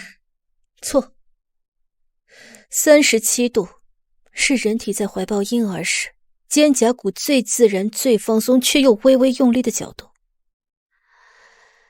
那毛边不是挣扎，而是蚕丝被新生命第一次胎动挣断时那种甜蜜的、充满希望的崩裂感，还有腰间的7道尖刺收拢却又突然爆开的褶皱。你说它是苦难的积累与爆发，那我问你，为什么在爆开处我嵌入了一圈随着体温微微变色的感温纱线？这是为了细节，还是为了视觉节奏？感温纱线就是为了增加趣味。感温纱线，这个设计的第一个灵感碎片，来源于10年前的一个冬夜，有个人握着我的手说，我手的温度能让最冷的线条变得温暖。我说的对吗？我的前夫袁景怀先生。破茧最初的灵感草图甚至不是服装设计，是用廉价的水彩画在快餐店纸巾上的涂鸦。那个时候你就坐在我的对面，看了一眼说，这乱七八糟的像个被雨打坏的蜘蛛网。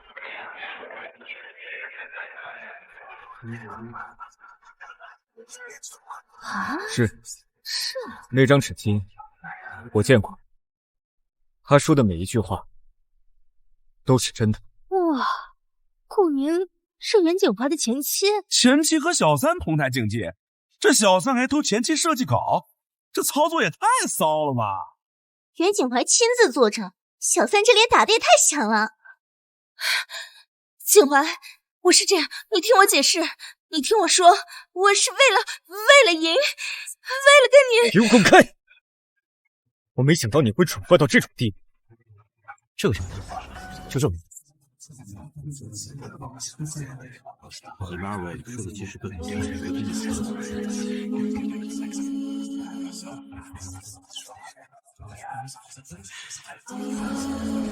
大家静静，经评委团紧急合议，现决定取消莫妍妍小姐的参赛资格和成绩，其行为严重违背了学术道德和大赛精神，组委会将保留追究其法律责任的权利。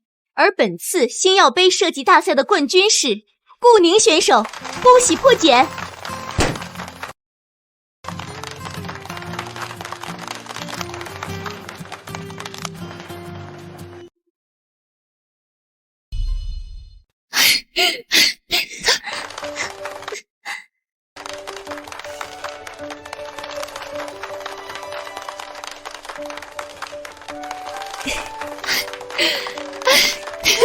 直到看见你被灯光拥簇的这一刻，顾宁，你终于实现了你想要的价值，可我终究要失去你了吗？顾小姐，恭喜夺冠！对于莫妍妍盗用您作品行为，您是否会追究法律责任？顾小姐，您和袁景华先生原来是夫妻，今天他出面为你作证，是否意味着你们的关系有转机？您之前一直是家庭主妇，如今一鸣惊人，有什么话想对女性朋友们说的吗？谢谢大家。关于法律问题，我会交给律师处理。关于过去，我已经彻底翻篇了，现在只想专注设计本身。我想说的是，无论如何都不要放弃自我成长和追求梦想的能力。接过一下，小心一点啊，大家。宁宁，你没事吧？血，宁宁流血了，快叫救护车啊！顾宁，快叫救护车啊！顾宁，宁宁，快叫救护车啊！他怎么会流这么多血？难道不可能？他明明否认了我们有孩子。顾宁，顾宁，都散开！把他给我，我这更快。袁先生，都什么时候了？现在争这些还有什么意义？顾宁的安危才是最重要的。闪开！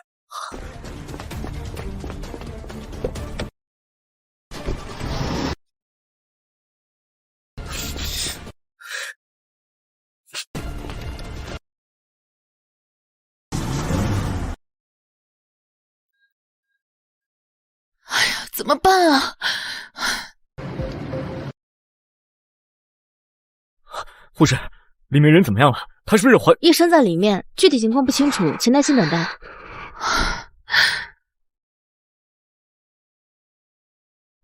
谁是顾宁家属？我是她丈夫。我们都是患者的朋友，他怎么样啊？对啊，有没有生命危险？病人腹部受到撞击，目前有出血和先兆流。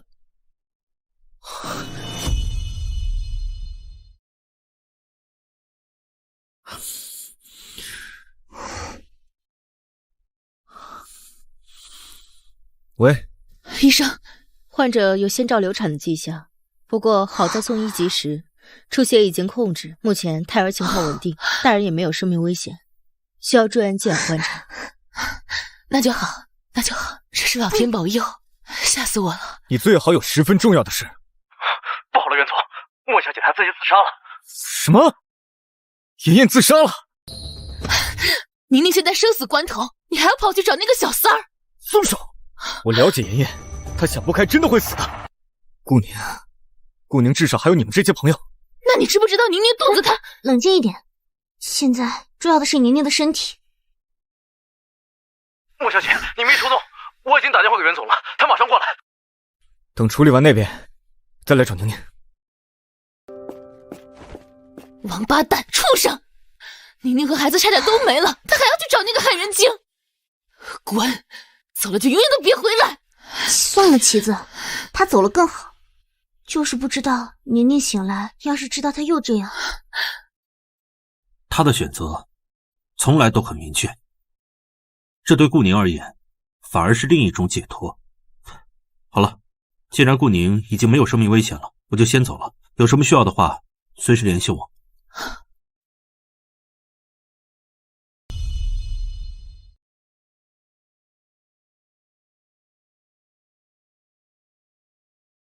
宁宁，你醒了，别怕，没事儿，都过去了啊。孩子，妻子，我的孩子呢？都在，两个小宝贝都特别坚强。医生说了，心跳稳稳的，就是你要受点罪，得乖乖躺好久。他是不是来过？来了，结果小三一个装死的电话又走了。我知道了，这样也好，我和宝宝们以后有你们就够了。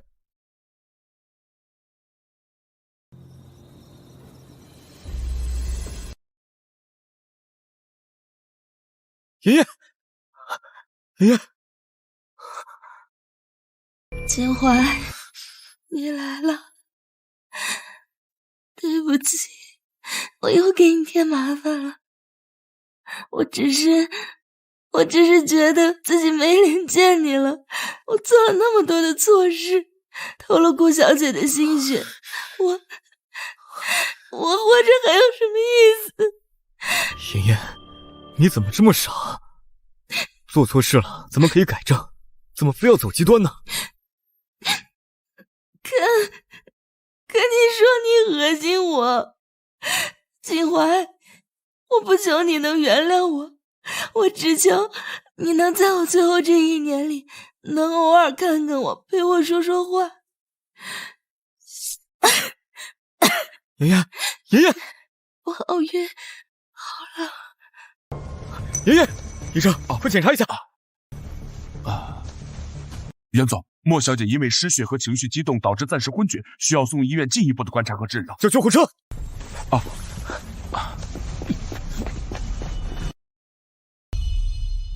你都瘦了是吧？你看我的手都。喂，工作上的吧？宁宁，这几天咱们工作室的电话都快被打爆了，好几家顶级投资机构和品牌都想跟我们合作，还有媒体专访。不过你现在最重要的是需要休息，我都跟你推了。不，妻子，机会难得，你们先去处理，筛选出真正有诚意、理念相符的合作方。我这里有护士，没事的。这是我们工作室起飞的关键时刻，不能错过。可是我和宝宝们都需要休息啊，你们在这里反而吵。你们去吧，我相信你们。等我好了，我们一起大干一场。宁宁，袁锦怀那个王八蛋，那种男人真是无药可救。如果他再来找你，你可千万别让他进来污染空气。你放心，我知道。那我先走了啊。走吧。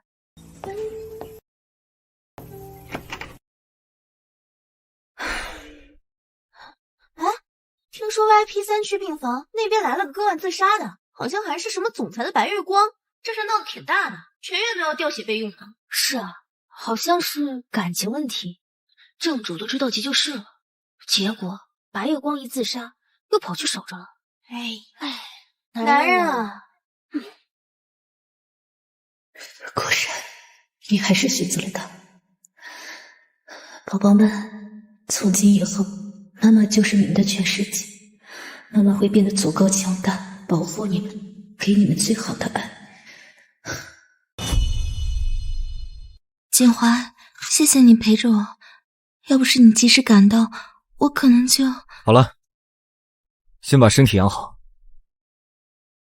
你说3号 VIP 病房那袁先生是不是很奇怪？他的前妻就在隔壁病房，天天在这守着小三。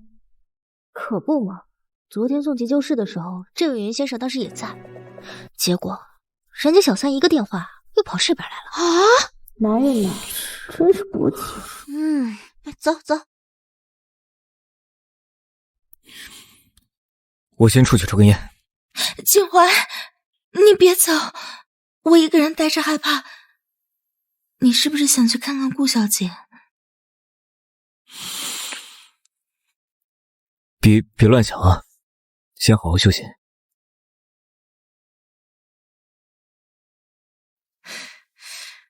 顾宁，你可真有本事，怎么还没把你撞死啊？离了婚还这么阴魂不散缠锦华。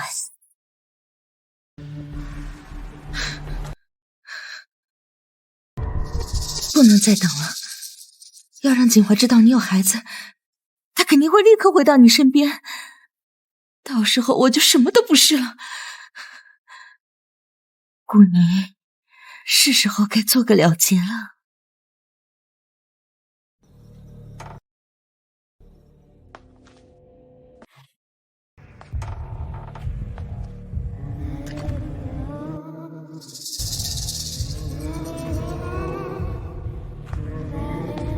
顾宁，你这个贱人，你凭什么能赢？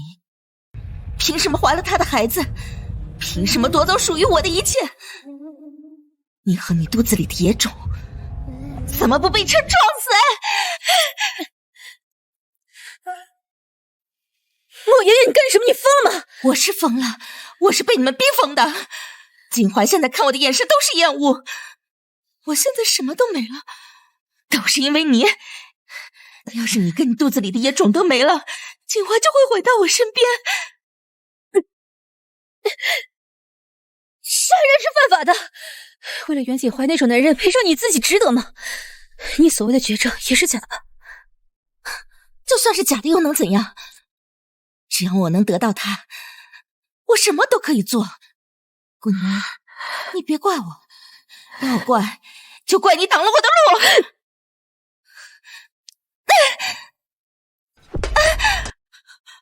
救命啊！杀人了！救命啊！杀人啊！爷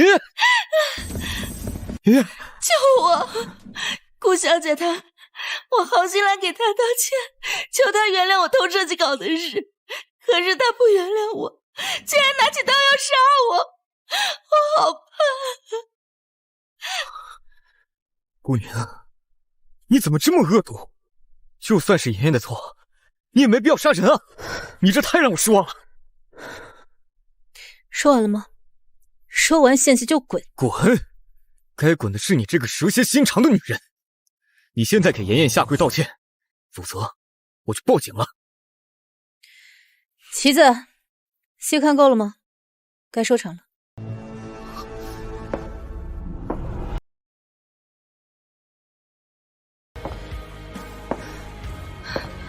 顾宁，你怎么可能？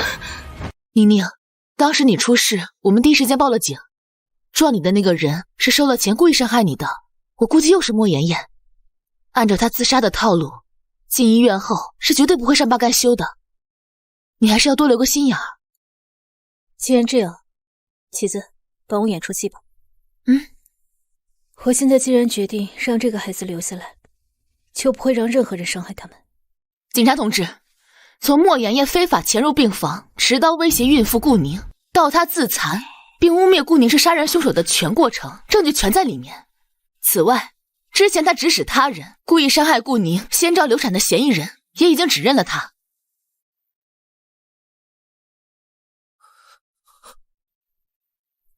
你真的怀了我们的孩子？你真的怀了我们的孩子？莫妍妍女士，你涉嫌非法侵入他人病房、持刀威胁他人人身安全以及诬告陷害，请跟我回警局接受调查。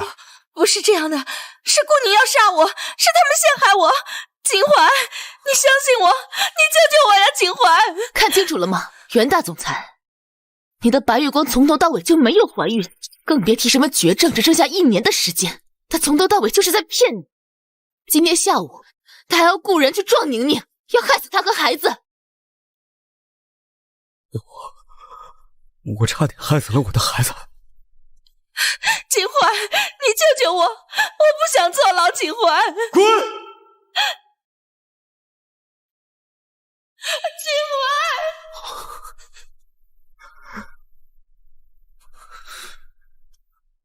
顾宁，我不知道，我不知道他是那样的人。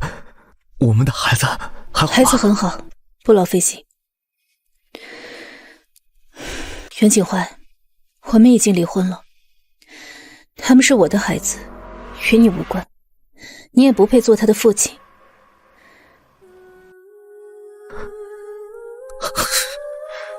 宁宁，我知道我错的很离谱，我不求你原谅，我只求你再给我一次机会，让我弥补照顾你和孩子。妻子，麻烦你把这位先生请出去，他要跪就出去跪，别在这里脏了我的地方，影响我和宝宝休息。袁总，请吧。宁宁现在需要静养，你在这的每1秒都是对她的伤害。海的方向挡不住刺目的阳光。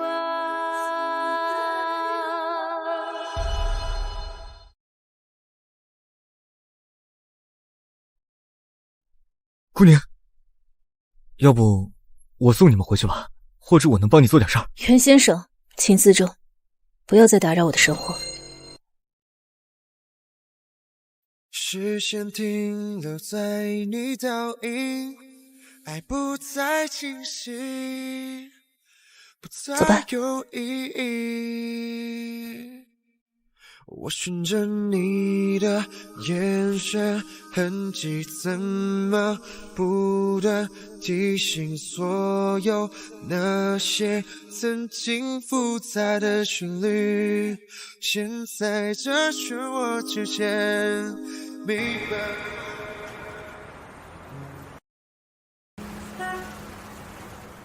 接下来的工作安排不用太急，身体和孩子最重要了。工作室那边，木齐他们处理得很好，有几个合作意向非常优质。等你身体恢复了，咱慢慢挑。陈老师，谢谢你，这次多亏了你和齐子他们。是你自己足够优秀和坚强。姑娘，你的未来才刚刚开始。是的，我和宝宝的未来才刚刚开始。那些过去的伤痛都会在时光中被锻造成铠甲，让我走向更美好的天地。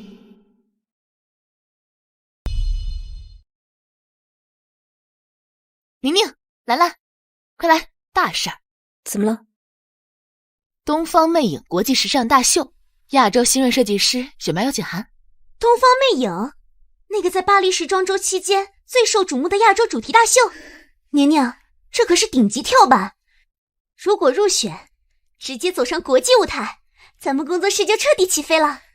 机会难得，但竞争也会是地狱级的。邀请函里提到，这次亚洲地区的选拔夫子人是柳良。对，就这个梁先生，我突然打听了一下，他的评价在业内挺两极的。都说他是华裔时尚圈的教父级人物，眼光毒辣，能被他看中就相当于一步登天。但是也有传言说他脾气古怪，特别难搞。还有人说他私下饭局很多，喜欢深入了解设计师。宁宁，你现在这个情况，星耀杯只是起点，但东方魅影是我们真正的跳板，我必须试一试。行，老大发话了，那咱们就干。兰兰，你赶紧去收集雷有良和历届大秀的所有资料，联系我们在巴黎的媒体朋友，打探更内部的消息。我来梳理咱们的优势和方案方向。好。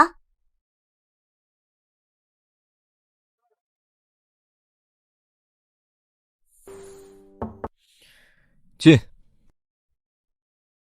袁总，这是您要的顾小姐关于工作室最近的汇总。她收到了东方魅影的邀请，她身体吃得消吗？对，顾小姐工作室目前运转良好，几位合伙人都十分得力。花，今天送了吗？每天10点准时送达。谁收的？花束是牟七小姐签收的，不过，您看，某些人迟来的心意，连垃圾都不如，只配待在他该待的地方。我知道了，你先下去吧。到失眠更彻底，不再小心翼翼，微红的眼睛下成雨。家里放点鲜花才有生气啊！那时候我怎么不当回事？宁宁，如今我送的花，却连被你亲手丢弃的资格都没有。世界在不停旋转。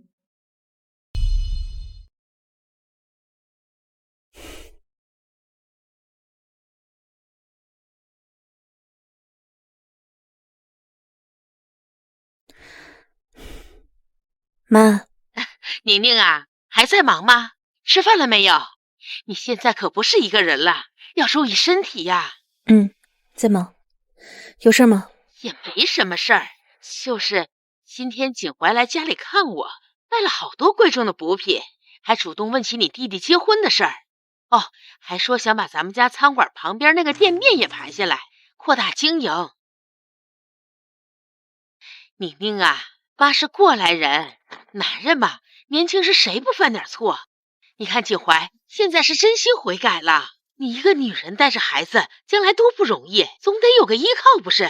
孩子也需要爸爸呀。听妈的话，给他个机会，复婚吧。你说完了吗？宁宁，你……我的依靠是我自己，孩子我也会好好抚养。袁景怀给你们任何承诺，那是他和你们之间的事情。另外，如果你再替他当说客，我不会再接你电话。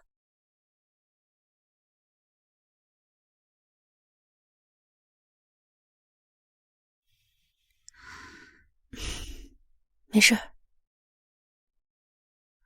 你骂他，真是拎不清。不重要，棋子，帮我拨通袁景怀电话。现在，你有些事情必须要说清楚。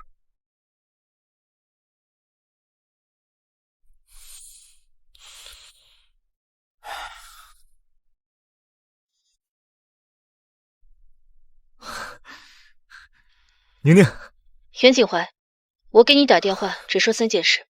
第一，立刻停止用金钱或任何利益去骚扰、说服我的家人，他们无权代表我做任何决定。宁宁，我那不是骚扰，我只是想帮你。第二，我们之间绝无可能复婚，请你彻底死心。是因为我之前……第三，我肚子里的孩子我会独自抚养长大，与你没有任何关系。你休想打孩子抚养权的主意。宁宁，我也是孩子的父亲啊！你就话已至此，你好自为之。袁景怀，别逼我走到法律那一步。宁宁，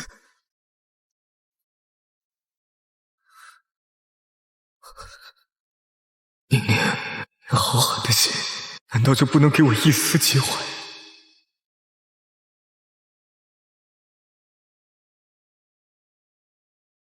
啊，宁宁，我刚又查到一些关于这位厉有良的消息，都说他才华没得说，但是私底下挺会玩的，饭局上劝酒是常态，而且据说特别看重眼缘和感觉。不行，宁宁，我还是不放心。万一那姓梁的不安好心，在酒里动点手脚，或者灌你酒，你怎么办呀？那种地方叫天天不应的。放心，你们别自己吓自己，我又不是毫无准备的傻白甜。防狼喷雾、录音笔、紧急联系人快捷键，我都准备好了。那你一滴酒都不许喝。放心，我有分寸。时间差不多了，我该走了。啊，那你一定要小心，有什么事情第一时间给我们打电话，我们立刻杀过去。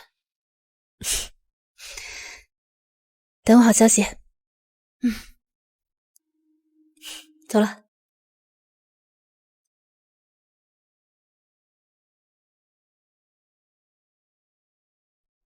他今晚是不是有个饭局啊？是的，袁总。顾小姐今天晚上7点在云顶私人会所与东方魅影亚洲区负责人雷有良先生共进晚餐。云顶。而且我们的人还打听到，这位雷有良先生在业内的私生活风评有些微妙。虽然他才华横溢，但是在应酬场合他比较放得开，而且还懂得如何说服人。备车。是。袁总，你这是要去？我不能让他一个人去那个地方，万一出事了。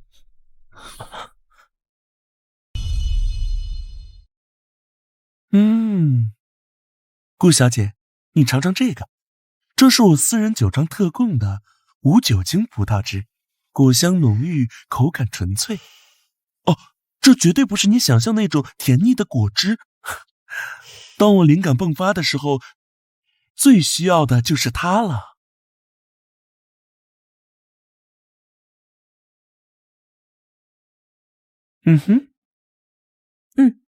确实很特别，口感层次丰富。谢谢梁先生。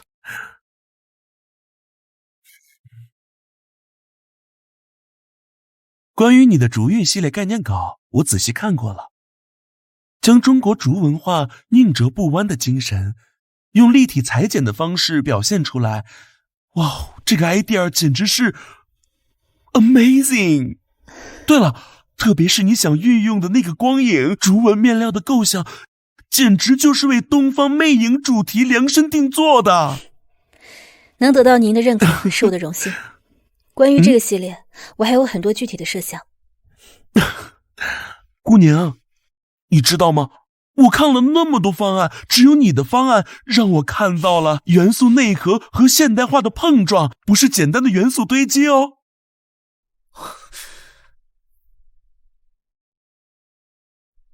你不开头！谁准你碰他的？袁景辉，你干什么？你疯了！顾宁，你知道他什么人吗？你还喝酒？你现在怀着孩子，你还有没有脑子？你给我闭嘴，滚出去！梁先生，你没事吧？对不起，实在对不起，他是我前夫，他误会了，非常抱歉。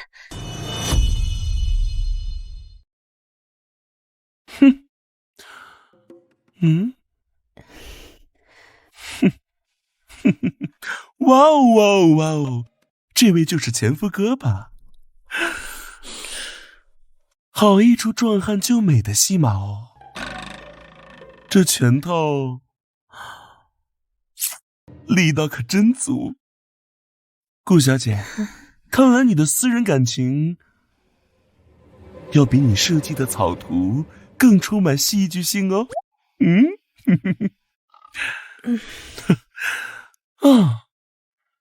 whatever， 一码归一码，我欣赏你的才华，你可以继续讲下去。至于这个男人嘛 ，Please get out。跟你这种粗鲁又没有脑子的人在一起，我感觉空气都脏了很多呢。哼，请吧。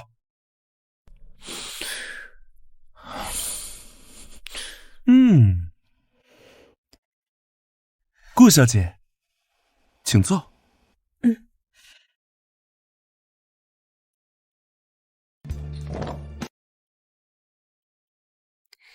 您看，我们将传统的竹编工艺结构，用极细的金属丝和真丝混纺，模拟竹节断裂又重生的肌理，而腰间的褶皱，灵感来源于孕早期子宫的微妙变化，象征生命最初的庇护与张力。整个系列都在探讨东方美学的残缺之美与审美韧性。破茧不仅是形态的突破，更是内在力量的重塑与绽放。Bravo， 姑娘，不得不说，你交出的答卷完全超出了我的期望。非常感谢您的认可。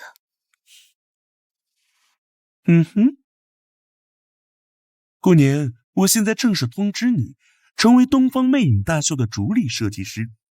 姑娘 ，Congratulations！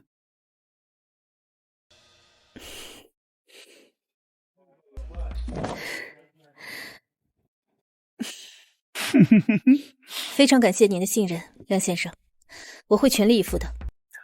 来，我们干一杯，庆祝一下。Cheers！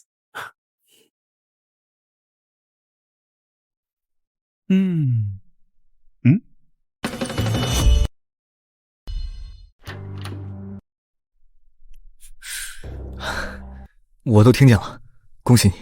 袁景怀，在你眼里，我顾宁要成功，就只能靠潜规则，靠出卖色相，或者必须要依靠某个男人的保护和施舍才能站稳脚跟。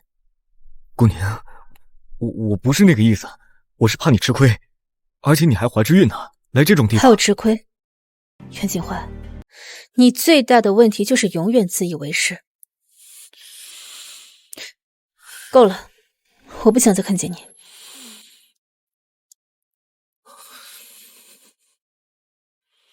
宁宁，你谈的怎么样啊？你脸色怎么这么差？是不是那个姓梁的他？我跟他聊得好好的，然后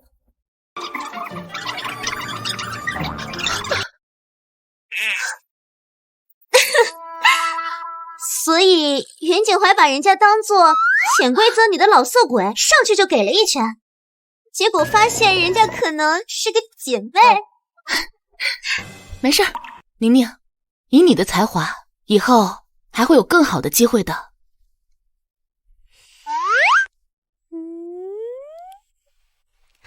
这是什么？其实我们拿下了。慢点，岳父，太棒了，宁宁！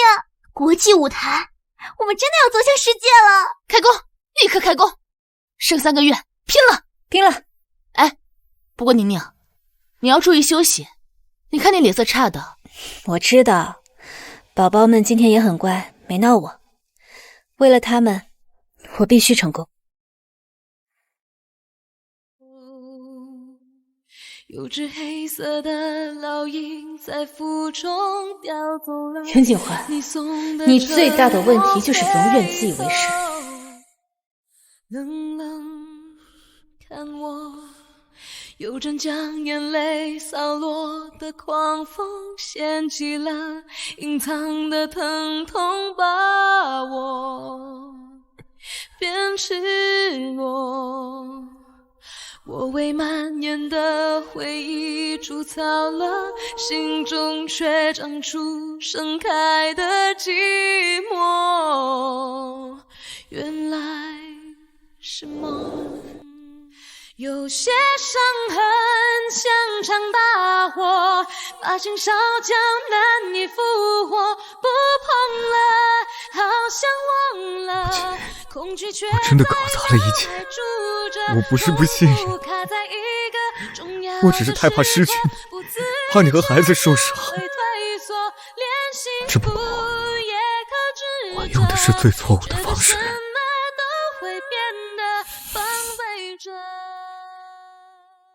顾总，祝贺您，短短1年多，从校友杯冠军到执掌东方魅影独立系列，再到成为母亲。很多人说您把一手烂牌打成了王炸，成为了人生赢家。对于现在的自己，您如何定义？不是赢家，是幸存者和创造者，幸存于一场情感的废墟，然后用事业、友情和新的生命，亲手创造了属于自己的圆满。我们注意到袁景怀先生，您的前夫，在3个月前将自己名下大部分股份转入了信托基金，用于偏远地区的儿童艺术教育。他本人似乎也彻底的离开了公众视线，对此您怎么看？每个人都有自己选择救赎或放逐的权利，他的选择与我无关。我的世界已经足够广阔和充实。那么对于未来，你还有什么期待？未来，跟他们一起把工作室做得更好，然后再陪着这2个小家伙慢慢认识这个有趣的世界。也许在某个云淡风轻的日子，可以遇到一个真正懂得尊重与并肩的人。但所有的这些都不是等待，而是前行路上的风景。我的征途一直都是星辰大海，从未改变。谢谢，辛苦了。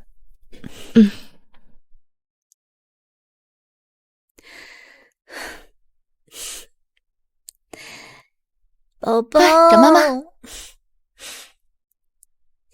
说得好，我们的征途呢，就是星辰大海。下一站，巴黎时装周主理人，怎么样？你就让他歇会儿吧，陪陪我们怀瑾和念宁，他们快点长大，以后陪着妈妈一起闯荡星辰大海。